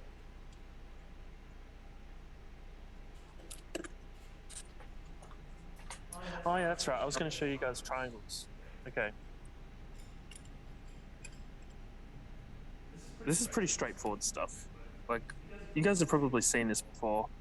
Like, I remember learning about this in primary school at one point.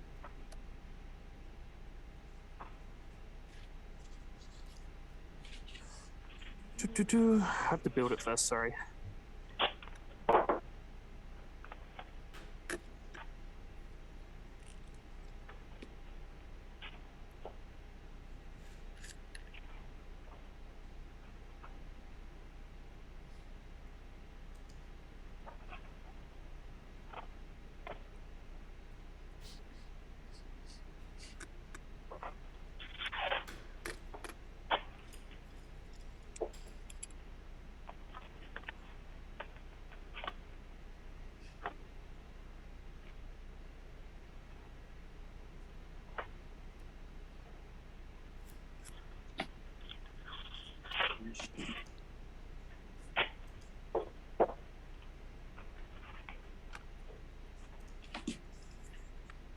Hey, sure.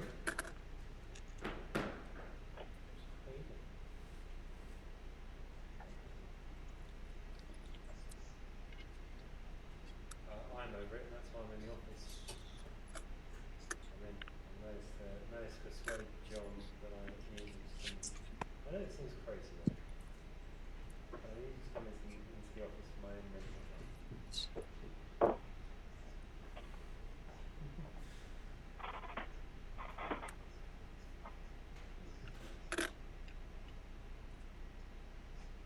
Okay. You guys can see. You can see the square that I've made. I've made it with pins. So all of these joints are pin joints. So as I put pressure on, as I put like a force on one side, you know, that basically it collapses into that rhombus, right? So all of these elements, they're in, you know, they can sustain compression, tension, and bending. But what I'm going to do is I'm going to grab some string. So string can only take tensile forces. If I put any compressive force on that, then it's not going to actually work structurally, right? So Now, just give me a second.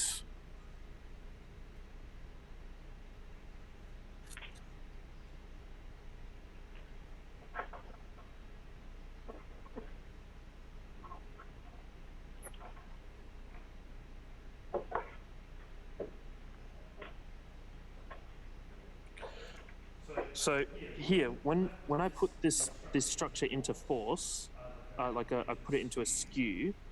What are we seeing between these two corners? Is the distance increasing or decreasing between them? Increasing. Increasing. Right, and then there's these two corners. They're decreasing, right? Yeah. Yeah. So if I was going to put an element that was going to help stiffen this, and that element could only take tension forces, and we're always going to push it in this direction, which corners should I be putting it between? The ones that are increasing or the ones that are decreasing? Ones are increasing. Yeah. Okay, sorry, I didn't see that one. So if I hook that over there, Where is one?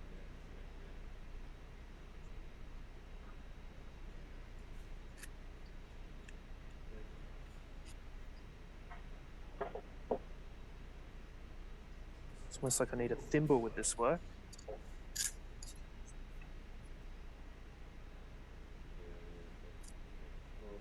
I'll speak to. I will speak to Nicole and Aaron to answer that one. Just trying to make sure that when we do actually we do suggest things, we suggest them as some consideration. Okay, so now that I've made a triangle brace across there, it's getting a bit messy, but then, and I'll just put it back into the diagram that we did before. If I put pressure on that now, When we do have a podcast suggestion, you can see then we need to understand what it's not able to skew anymore, right?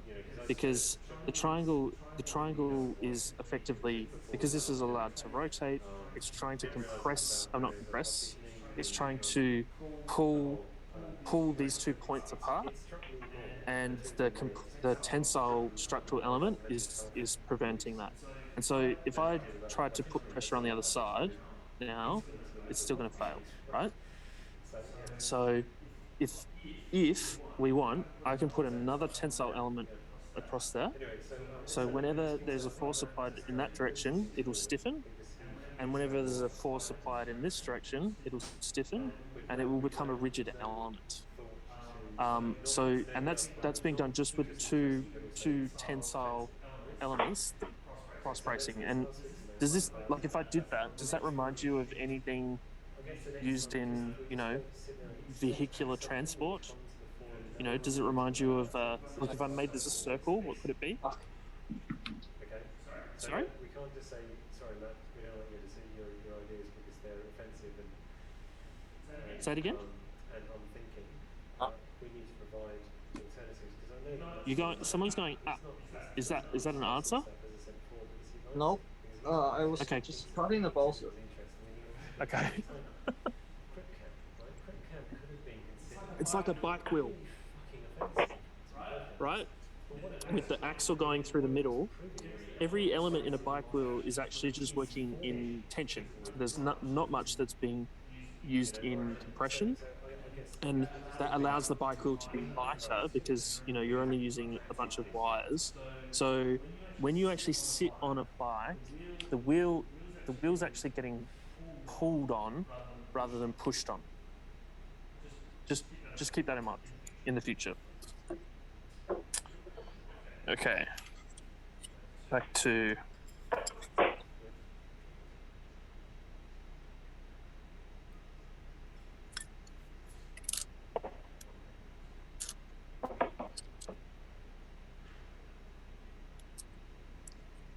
Hey, Will.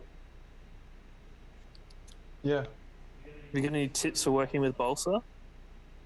Any tips for working with balsa? Yeah, just trying to include you. I'm trying to remember my bridge that I made.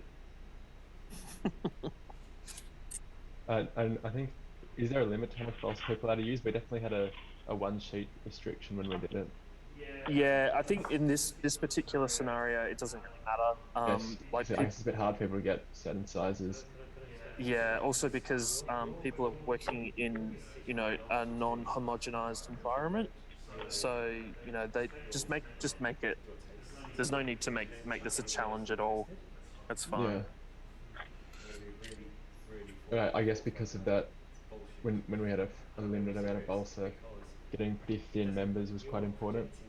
Just to save material, but I think that's also important. You don't want you got to think about where you actually want bits to be thin and where you want them to be a bit thicker. I love listening to Yeah, so I guess when you're cutting the balsa, like you look at the balsa that I've stripped. artists and creators. Where's my camera?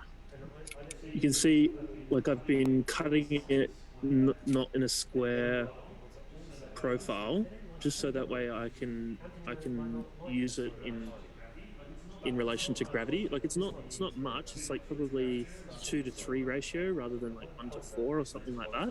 But it's just enough that I can know that this is going to have a much better stress strain relationship. Also, I guess be mindful of the grain when you're working with a timber. The grain, it might be easier to see. There you can see those like dark stripes going through the wood. So that's showing us the direction of the grain of the timber. The grain is like a single strand of grain is going to be a lot stronger than the grain stacked up like little straws. Actually, I could probably demonstrate this to you. If you imagine all of these pieces of balsa, these rods, as like a timber section, when you look at timber, along its grain, it's like that. And when you look at it against its grain, it looks like this. If I try and bend this, it's quite strong.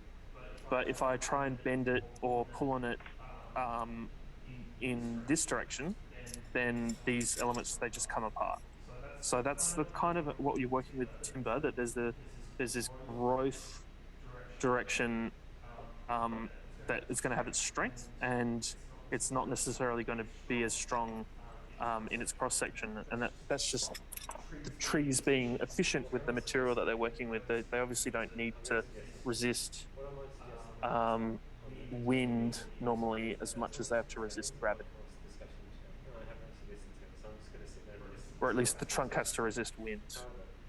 What I would suggest is that we make a statement and we have a mediator, or a moderator, right, at these discussions, so that Was there like a specific length that we should try and like work, like maybe work with? Let's go as far as you can. So as in length of member. I mean, how long should we make our bridge? Like typically, that's kind of what I'm asking. Like maybe like half a meter, or I don't know. So what I've done is I'm cutting 20 centimeter length pieces of balsa just to make the exercise a little bit more complicated, because you can see here, like I've got this element here that's been pinned on, but it's floppy.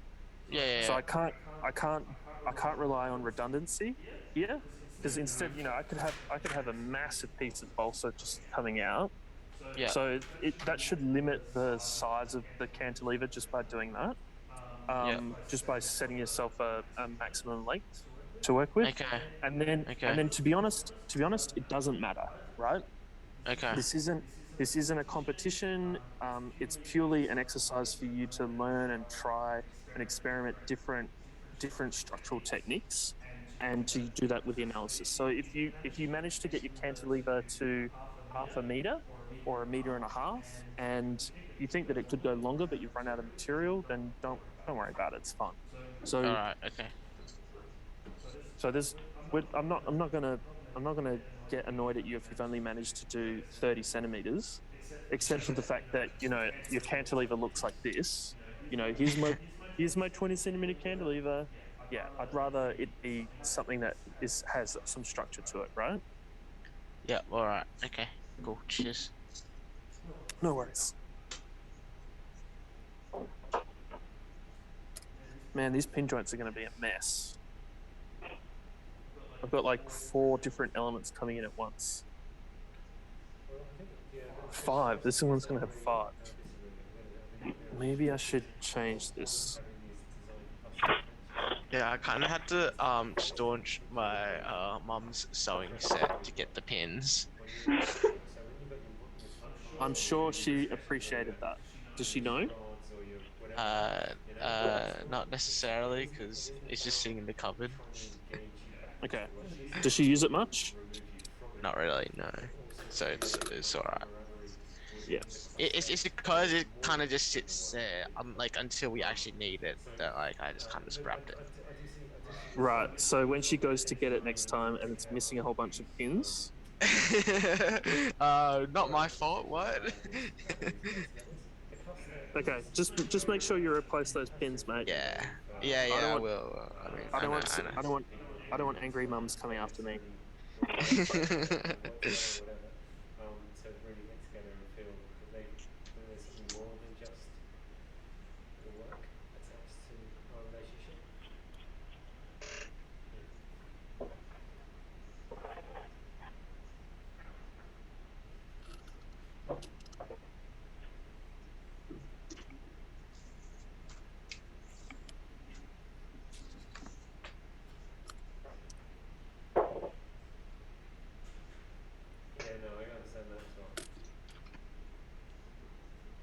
What I do know is some people are very protective of their scissors, their sewing scissors. They get blunt so easily. Yeah, so they can get damaged. Yeah. Don't use those scissors. Oh no. Well, I mean, you don't really use scissors to cut balsa, do you? Yeah, I'm just making sure, mate. Just making sure. Oh, okay, cool. Okay, cheers. Yeah. I appreciate it. Appreciate the thought.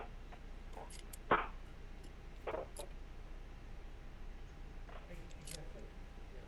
I mean, there are some very strong. There's a problem with any sort of, and it's actually worse. It's way worse when it's online. Where there are discussions online and there are stronger personalities. No offense, and I do actually have a very strong personality. You just don't project it sometimes. You just don't push it.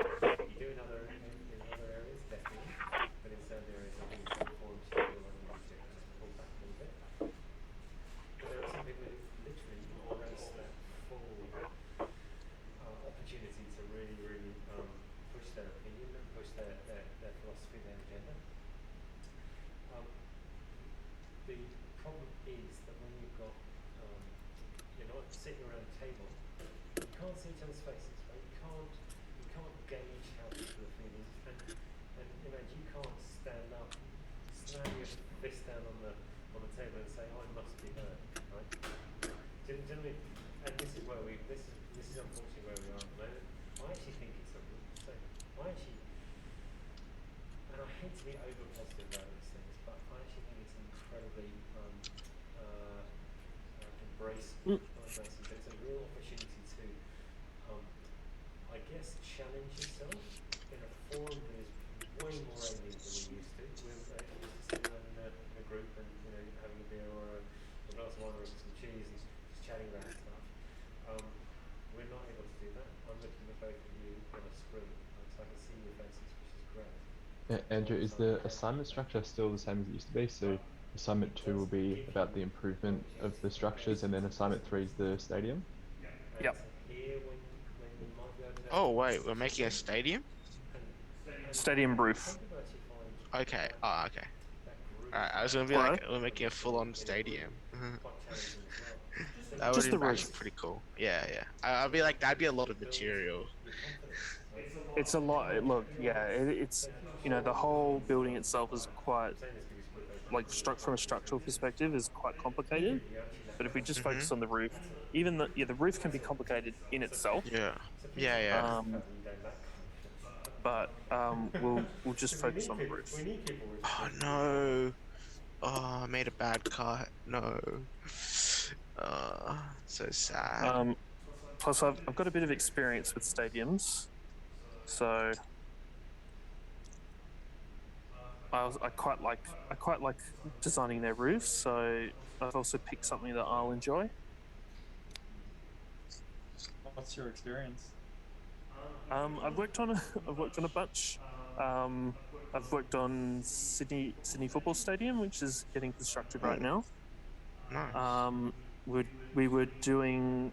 I've done a few designs for stadiums that haven't ever been built, which is typical for any architect. So, Parramatta Stadium, which I think is called Bank West Stadium now. I designed the roof for that when it was in competition. And I worked on a bunch of stadiums overseas. So, China Fortune Football Club, they had a stadium competition that I've designed a roof for. And then I also worked on Adelaide Oval, which is a stadium that was actually built. That's pretty cool. Yeah. And they're probably the most complicated structure that you'll ever work on. So why not use that as the thing to learn? Yeah, because you could have like open, like sometimes you have open ones, sometimes you have like ones that open and close, and sometimes you just have it closed and stuff. It's more like with most structures that we deal with are like bridges, right? They're like, if you look at the floor of a building, it's just spanning from one column to another, and if there's if it cantilevers out beyond that, then it can rely on the backspan of the floor. Whilst a stadium roof, it has to span quite a significant distance without actually touching the ground. Yeah, exactly. So it's a significant cantilever. But there are ways that you can like, there are really cool strategies that you can use with them, like using tension rings and stuff like that. So we can definitely talk about that stuff once we get into that assignment. Plus, most Australians like sport. I'm not a big fan, but most people care about it a little bit. At least one sport or another. Yeah, I think like probably the most common either like state of origin, and then like, do you know the state of origin, like the rugby? I do. Like, I yes. think that's yeah. I think that's probably one of the more common ones, to be honest. For Australia at least. In Sydney and Brisbane, you mean, like Queensland and New South Wales? I don't know. Yeah. I mean, like, yeah, it was one. I don't know. It's like, I feel like it's one of those. I guess it's not really a sport, but it's like a game, like a what's a tournament, whatever. What do you want to call it? Yeah, that like a lot of people a lot of people gather around despite not really knowing what's going on. If you know what I mean. Like, no, I mean, you have. Oh, okay. Is it I rugby care league about or the sport up until that point. is it rugby union or rugby league? I think it's just remind me. I'm pretty sure it's league. Right. The only reason they care about it is because it's Queensland versus New South Wales, right? Yeah. Right. Look, I can tell you. Yeah. I can tell you now. Like, I'm from South Australia. No one in South Australia cares about the state of union. The state of origin. Exactly. It's just kind of. I mean, like, it is fair enough because it's between New South Wales and Queensland. But I mean, like, I don't get why it's just between New South Wales and Queensland. That's my question. Like, well, I guess it's the way Australia was founded, invaded, however you want to think of it. It was done back in the day when different classes of people were in different parts of the country. So it wasn't like all the states were founded as penal colonies. But basically, the sport rugby was popular amongst the colonists in New South Wales and Queensland, and in Victoria, the sport of Gaelic football kind of turned into Australian Football League, so AFL. Yeah. And Victoria eventually turned its local league into our national league. So that's why you see a lot of Victorian football AFL teams in the national competition. Yeah. Okay. It's why it's held at the MCG. Blah blah blah blah blah. And AFL came out of like cricket stadiums as well. And that's kind of the origins of sport in Australia. So hence why Adelaide and Victoria care more about AFL, and New South Wales probably and Queensland care more about rugby. Yeah. And look at New Zealand. New Zealand couldn't give a shit about AFL, right? Yeah. Unfortunately, and the great myriad of personalities that we're dealing with on a day-to-day basis. Sometimes a bit of. I still think I don't know much about sport though. I don't either. But the point is having the courage to be able to say. No one in my family gives a crap about sport. I barely remember what they're called. Like the sports. Yeah. Andrew, something like Wembley's roof, how long did that take to design? Design or construct? Or both? Like both. Like, how do you theory craft something like that? So Wembley's roof is operable. So you just by making a roof operable adds a whole load of complication to the exercise. So you're talking about mechanics just as much as structure now. So you're adding a whole group of engineers to the equation, but that doesn't mean so you're probably looking at like the design exercise for a stadium would probably take how long has SFS been going, Will? Oh, don't ask me. It's since I mean, I remember you were talking about working on it when you were teaching me. Yeah. It would have been the start of second year, so at the start of 2018, you were working on it. Yeah. So it's been 5 years. 4 years. I reckon no, but Alex has been working on it less than me. Like I've been on that job longer than Alex, because Alex got hired. Yeah. During that job. So I'd say Wembley would have taken about 5 years to design. And the reason it takes so long is because the person the people that you're working with, then no one's 100% certain that the first thing you draw is the right thing. So there are industrial design, architecture, landscape architecture students here that have done a design degree already. It's not generally the first design that you draw right from your design studios that gets end up submitted at the end. Does that sound true to most of you? Are they here anymore? Yeah. I don't know. I'm not a design student, but I mean, actually, I am a design faculty, but yeah. One that's finished a degree. Oh. Like Tim, are you still around? Yeah. Hello, what's up? Sorry, I was trying to make my thing. Wasn't. No worries. How often did you have a design studio that your design at the beginning was the one that you submitted at the end? Yeah, maybe like once. Once. So I was expecting you to say 0, but like how often does a tutor think that it's perfect from day one? Oh, very rare. Right. So that's usually our experience with clients, right? Yep. Or it's usually our experience with engineers. Like if we show an engineer what we've designed, they'll go, "It's not going to work." Yep.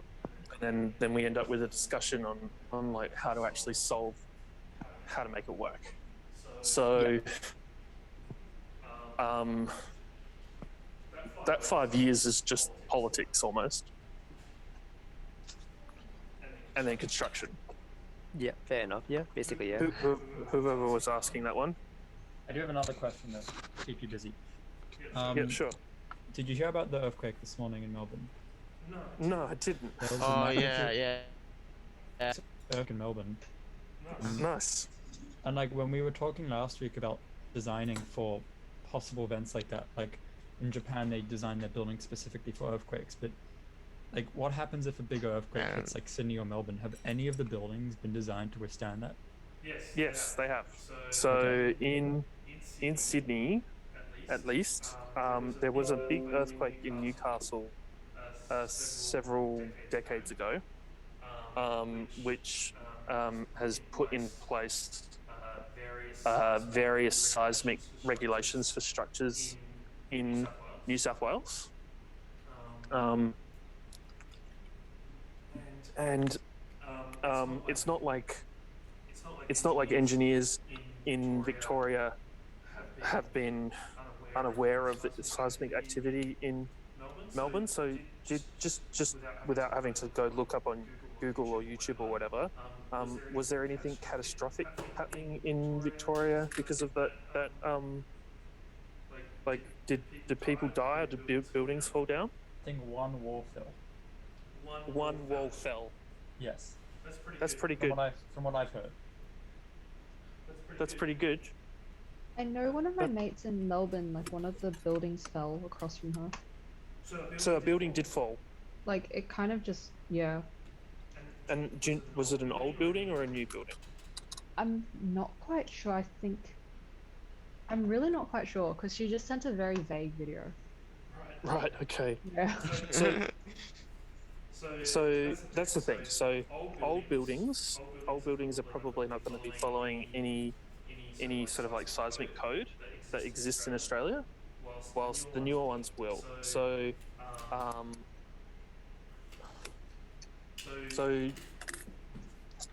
in saying that, then if we look at what actually happened in Victoria today, then I'd say they probably have been designing to seismic rules. Otherwise, there'd be more buildings falling down, basically. Now, Japan's got a lot worse to work with than what Victoria has, though. Like Australia's quite lucky when it comes to seismic activity. There's a regulation, Chinese regulation. We have to make every building to. Well, generally living buildings like residential buildings has to stand still for under level 8 earthquake. Yep. Yeah, that's the engineer. That is like bridge and electrical engineer. So. Once you get to level 9, what happens in China? Level Everything 9 falls down. Well, I guess we don't have level 9 yet. Japan does have one, like in the Fukushima earthquake. That's level 9.1, and the biggest we had right here in China is 8. Yeah. China's very similar to Australia. Not very, but it's similar in that Australia's in that area. Yes. Yeah, Australia's similar. Like we're in the middle of a tectonic plate. The thing is, China's so big that on the Japanese side, it is in the middle of a tectonic plate, but then on the side that it's connected to India and Nepal, it is a tectonic plate. So yeah, you would see a lot of earthquakes. Got friends in Japan. Got a friends in Japan, and they just had another earthquake, like 2 days ago. Yeah, I get to hear about earthquakes all the time. Because my wife's Japanese, so whenever there's an earthquake, I get told about it. Yeah. And another sort of interesting example of where things are potentially not designed properly that I was looking at the other day. Do you remember in the 2015 hailstorms? Sure. In Sydney? So it was on, I think it might have been on Anzac Day in 2015. There was really high levels of hail, and it brought down a whole bunch of warehouses because they hadn't been designed to factor in a snow load. The ice load. Yeah, because that's not something that you'd typically have to factor in a climate like Sydney. So just on like, so a lot of these events, you know, when you start talking to engineers, they'll talk about these events as if they're like 1 in 100 years or 1 in 50-year events. So they'll say, you know, you want to design for a 1 in, rather than saying what, you know, in China you want to design to a level 8 earthquake. Rather, you'll say we want to design to a 1 in 50-year earthquake. So the building's at least safe for 50 years, kind of, if that makes sense. Or at least, you know, the chance of that earthquake happening is double the length of the lifespan of the building. You know, some buildings only last 20 years now, which isn't very good, but whatever. That's a different course's dilemma. So what am I trying to say? So with like I've done a Vivid 1 year. So we've done an art installation in Vivid, and the engineer that we have helping us from Arab, they told us to basically add quite a lot of weight to our art piece to be able to handle like a 1 in 40-year storm during Vivid, and we were like, that's ridiculous. Like, it's going to cost us an extra, you know, $5,000 to make this thing. So we ended up, you know, working out how to make it cheaper, but we did actually end up adding the weight that was required to our structure. And then that was the year there was a 1 in 40-year storm during Vivid. So we were like, oh, like, I'm glad, like, we're glad that we've actually done this. Like, we've actually, we were one of the only art installations in the area that we were in that actually survived. A lot of them got damaged, and so I guess there's a big lesson learnt there that, from my perspective, that you know, listen to your structural engineer. They are going to save you one day from a crisis. Because I can't imagine what we would have done if that thing got destroyed. It was a giant box. We didn't have any tools to be able to deal with the fact that if it got blown over. So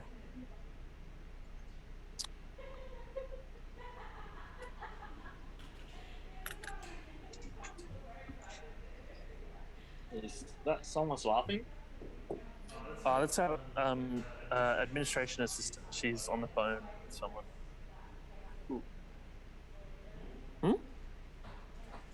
Oops. No, I just got some hot glue on my hands. So you're using rigid joints. Yeah. Bro, I don't got a pin, so basically I have to use this. Okay. What time is it? 25 minutes. So yeah, I'm not going to be able to go beyond 1 o'clock today. I have a meeting with a client, unfortunately. Sorry. No worries. Andrew, is there another place to find details on the assessment besides the outline? Is there like another PDF we have access to? No. Do you want one?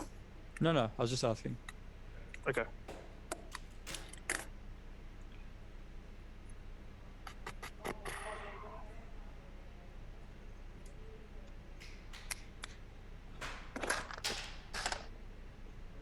Wembley Stadium. That is a really weird roof.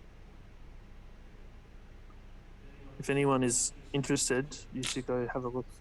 what it does. It's like a big rotating tensile thing.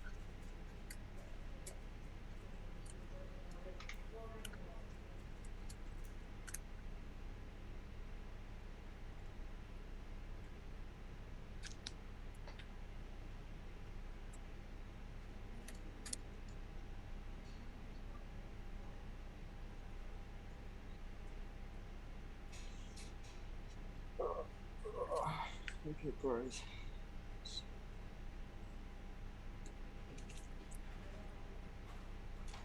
8.8.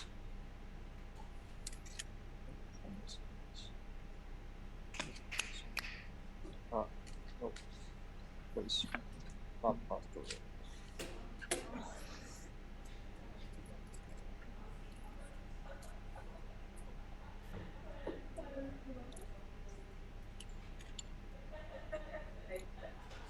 So what I've done is I've made these guys so that I can take them to my table.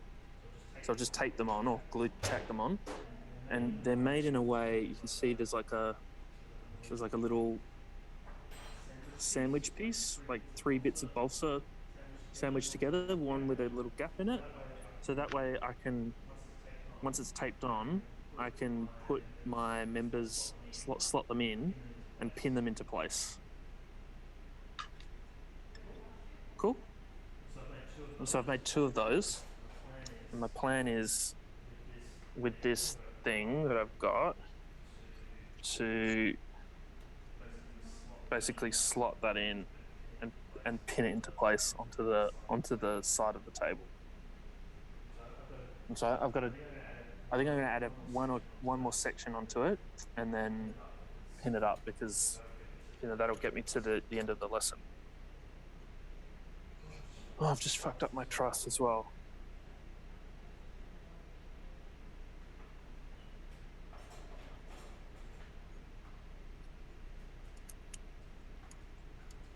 How are you guys going? Does anyone want to talk about what they're doing?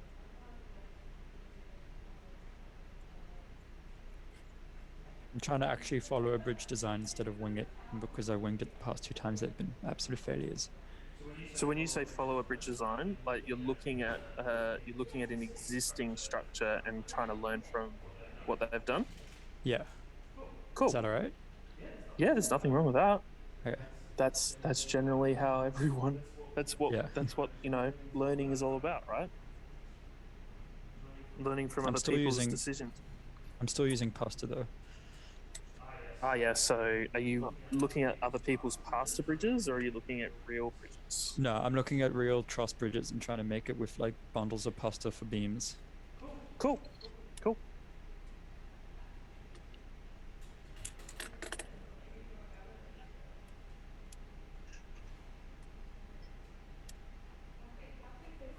Do we need like would I need a balsa wood bridge for the report, or can it just be a bunch of pasta bridges?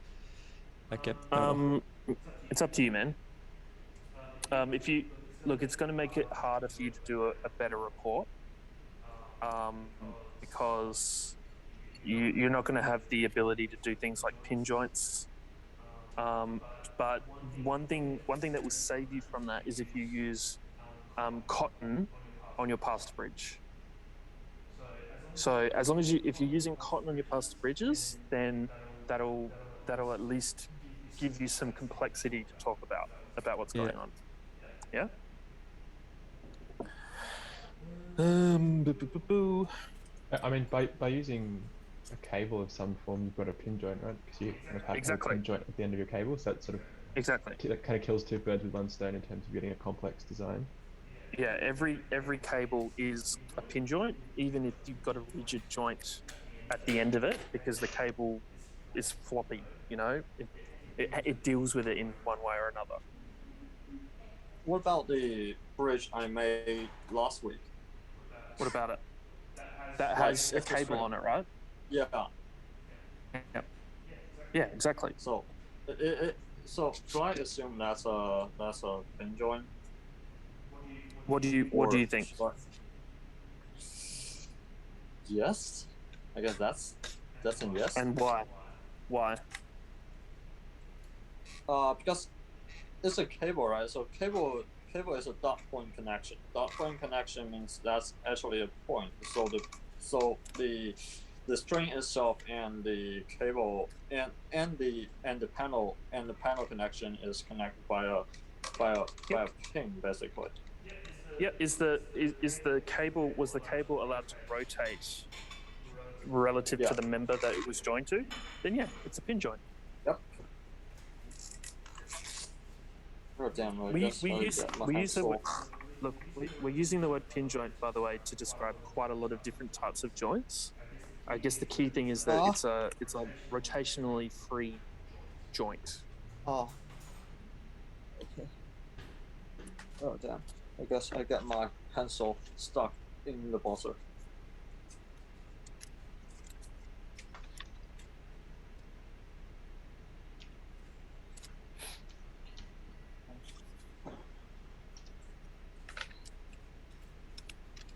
Yeah. Hey Andrew. Yeah. Unrelated question. You know how you got a meeting with a client after Yeah, this? can we have our private meeting later today instead? Yes. Yeah, I was gonna say that. Yeah. Cool. Thank you. No. Just let me know when you're free. Sure. Man, my fingers get destroyed when I'm trying to pin stuff into balsa. Oh, you need one of those sewing Thimbles? fingertip stuff. Whatever they call. Yeah. Thimbles? Yeah. Is that what they call? Yeah. Yeah. Yeah. What I've been using is the flat of the Stanley knife with the blade retracted to push down. But sometimes now, because the structure, like, there's a lot of different, you can see there's different pin joints all running through it. They're not What it's flat. doing is it's not flat, and it's also, what it's doing is it's pushing the balsa off. Also, I've cheated a little bit. Sorry. You can see here. See, I've got two pins running through one piece. Oh, it's just that's Not a pin anymore. joint. Yeah. It's not a pin joint. That's a rigid joint. So yeah, you can use pin joints to make rigid joints, by the way, just so you're aware. I make an excuse that the hot glue isn't a rigid joint because it's still malleable after it dries and moves a bit. Yeah. Is it? Assume that's a rigid The joint. pasta just doesn't like being glued together. It's gluing, but the hot glue, like, it still moves around after it's completely dried. Yeah, but it does it eventually get? It eventually gets hard? Squishy to hard. Yeah, but you wait a minute. Does it get hard after a minute?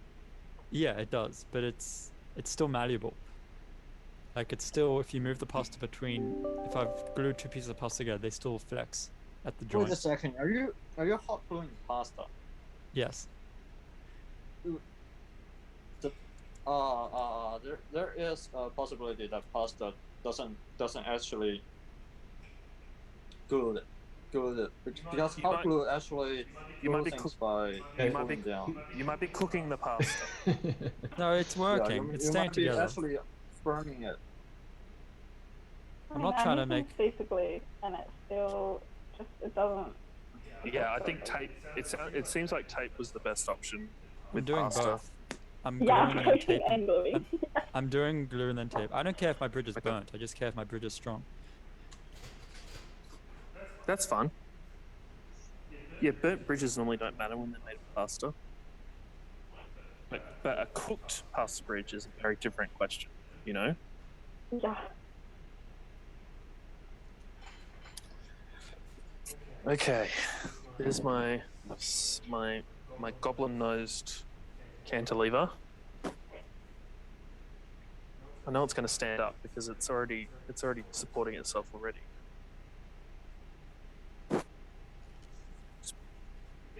Pretty good. How much time have I got? Do I have time to add more to it? Yeah, I've got time to add. Okay, this one's going to be a tricky one. I'm going to add a pin joint to this section. So, you know, if I add the pin joint like that, it's going to be floppy, right? Yeah. But I'm gonna come in for the win at the very end. Okay. You're gonna be like, oh, didn't expect that. Andrew, do you play Polybridge? No. Look, like sometimes I'll start playing a video game and I'll be like, this is too much like work. You know? Oh, I guess you have a point. When you work with bridges, you don't really want to be making them as a game in your spare time. Yeah, I'll play certain games and I'll be like, I wish I could use Grasshopper to do this. You know? I have to like Prison Architect or like any game where you're building something or designing something as part of the game. It's like I just want to automate part of this. I can't be stuck clicking, like putting in this thing regularly. Like I found that with Dwarf Fortress. If anyone knows Dwarf Fortress, you should try on Canberra. Try that. What Canberra Space Project? Kerbal. You mean Kerbal? Yeah, Kerbal Project. Space project. It annoys the hell out of me because I want to be able to like array and do like The life things is I'm too used to doing. automated for these pesky video games. I know it's annoying.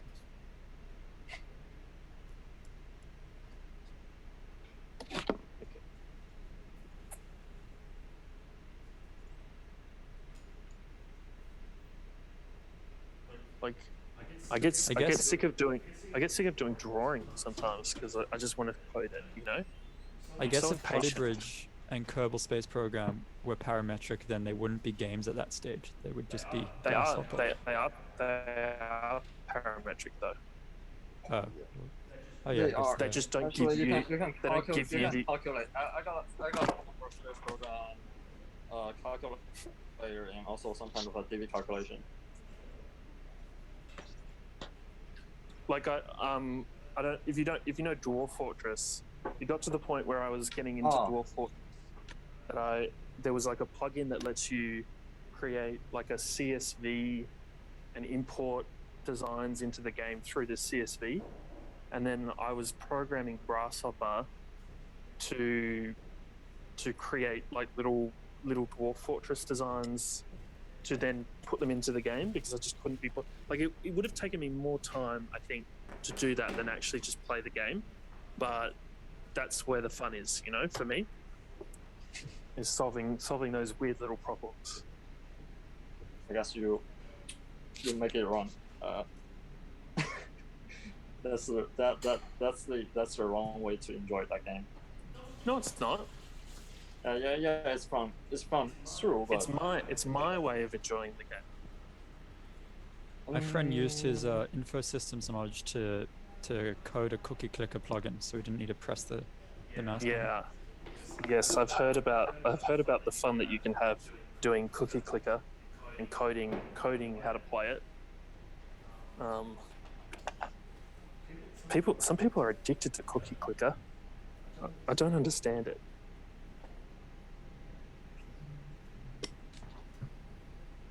Cookie click. Which one? You're going down a big rabbit hole there. There's only one cookie clicker. I think there's a Steam version of it though. Look up people make games cookie clicker. There's a YouTube channel that makes they do like documentaries on games. And they'll explain what cookie clicker is and how it can destroy some people's lives. I guess Minecraft is destroying my life.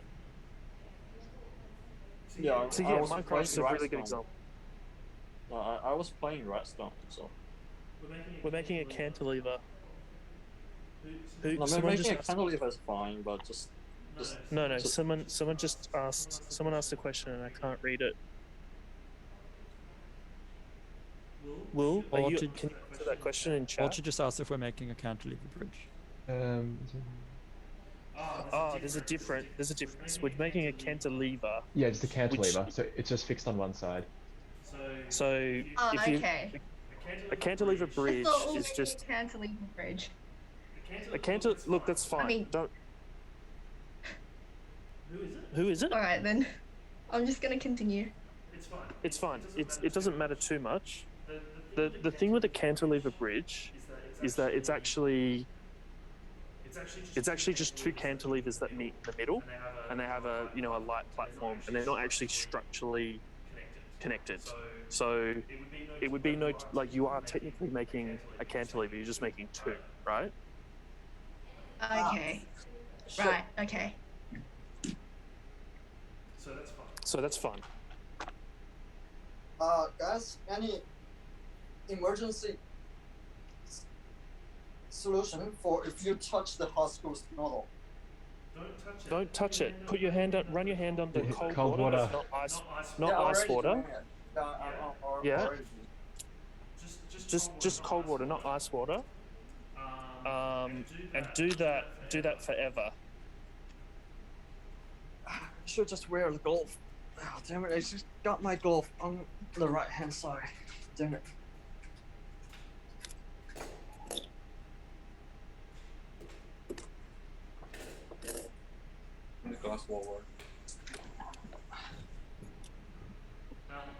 Okay, yeah, just to also note to everyone, please be careful when you're using any tools, like the Stanley knife or pins or anything.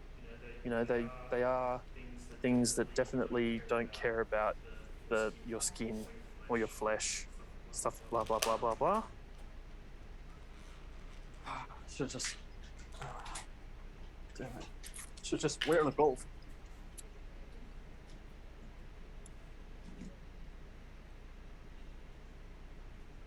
Or whatever.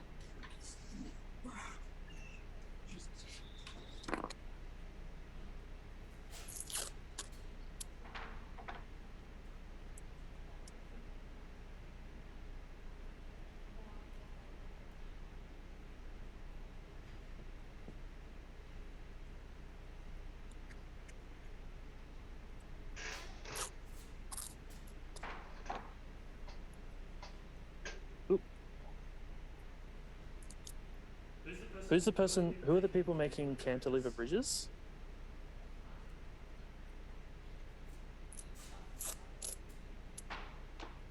It's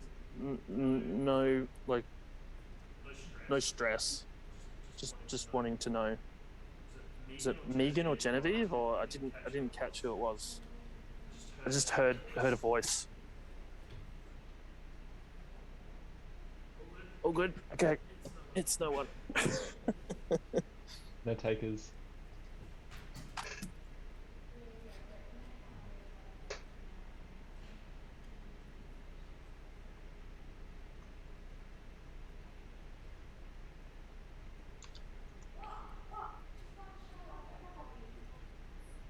Okay.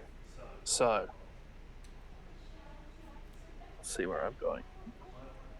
My cantilever can be way longer, but it's currently looking like this. It's cool. You can see this bit at the end, it's a bit floppy, as I mentioned. So what I'm going to do is, you can see I've got a mast here and a mast here. I'm going to run a pin through these and run a cable up and pick up this end piece to make it stick out as far as possible, basically. Yeah? And then you can see the little pin joints that I've got working off the edge of the table, and I'm obviously relying on the fact that we're not flat on the table. We're actually running it off the edge. But yeah, there's kind of. Were we Yeah? supposed to be doing cantilevers, or is it optional? It's fine. No stress, man. Yes, you were meant to be doing a cantilever. Okay, I'll do one later. Cool.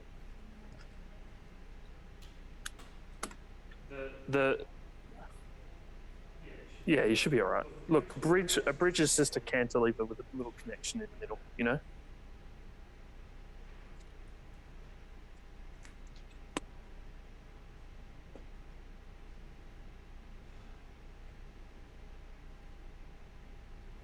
Man, I gotta make this heavier.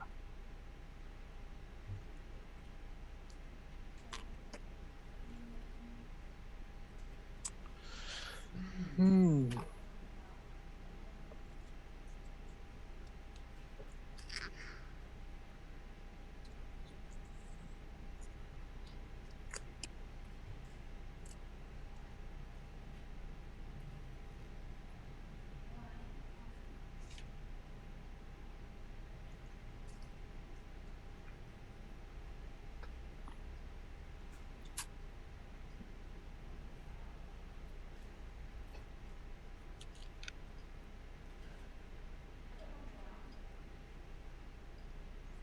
And did you think there's any chance they'll try and return to class towards the end of the semester? Or they'll keep No. it online? No, I don't think so. What do you guys think? Does anyone think there's any hope in being in class? No hope. No.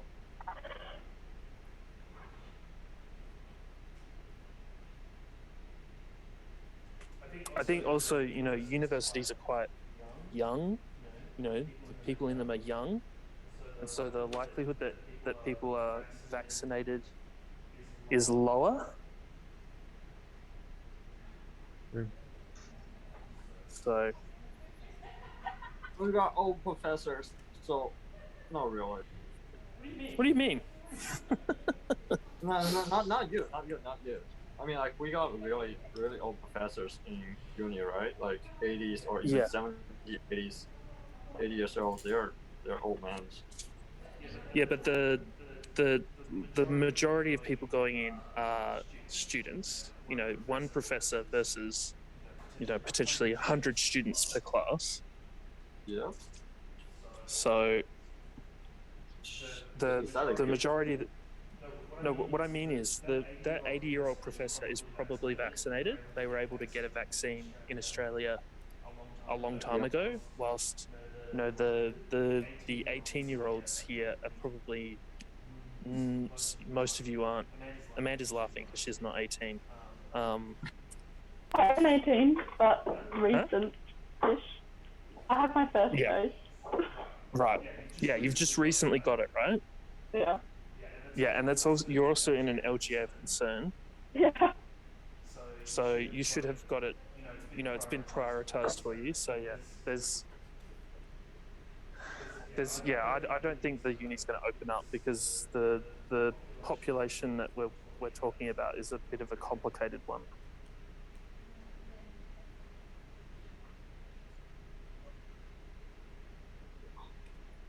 Oh, damn. They may do it for particular classes that like need Like robots? Cool. Like robots? Like for the code students, our other class this semester is CNC and VR, and Yeah. they've had to ship out VR headsets to us. Yeah. Oh, that's nice. that. You get it. Yeah, but they've already done that. So what's the point of bringing you back in? Mostly for the CNC stream. They probably drew the short straw if that can't ship out a CNC machine to everybody. I agree with that one, but it's the university's quite bureaucratic. If there's a rule applied to one, it's usually applied to all.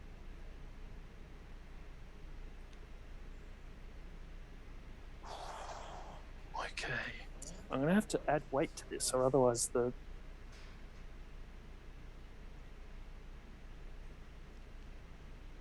Ugh.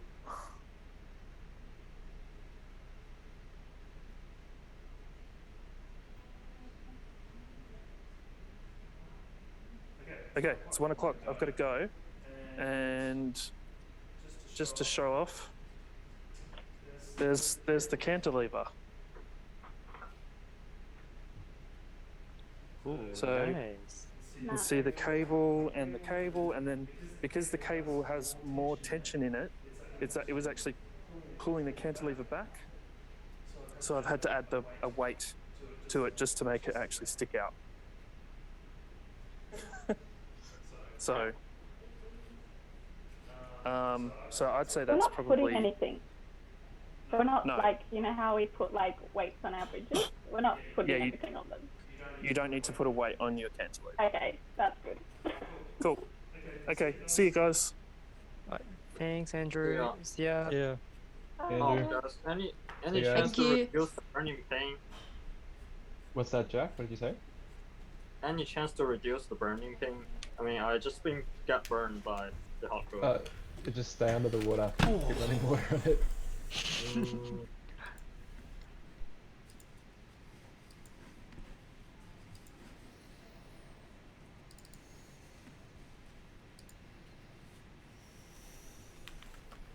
That was fun. That was fun. They could hear some of your conversations. I had to mute this.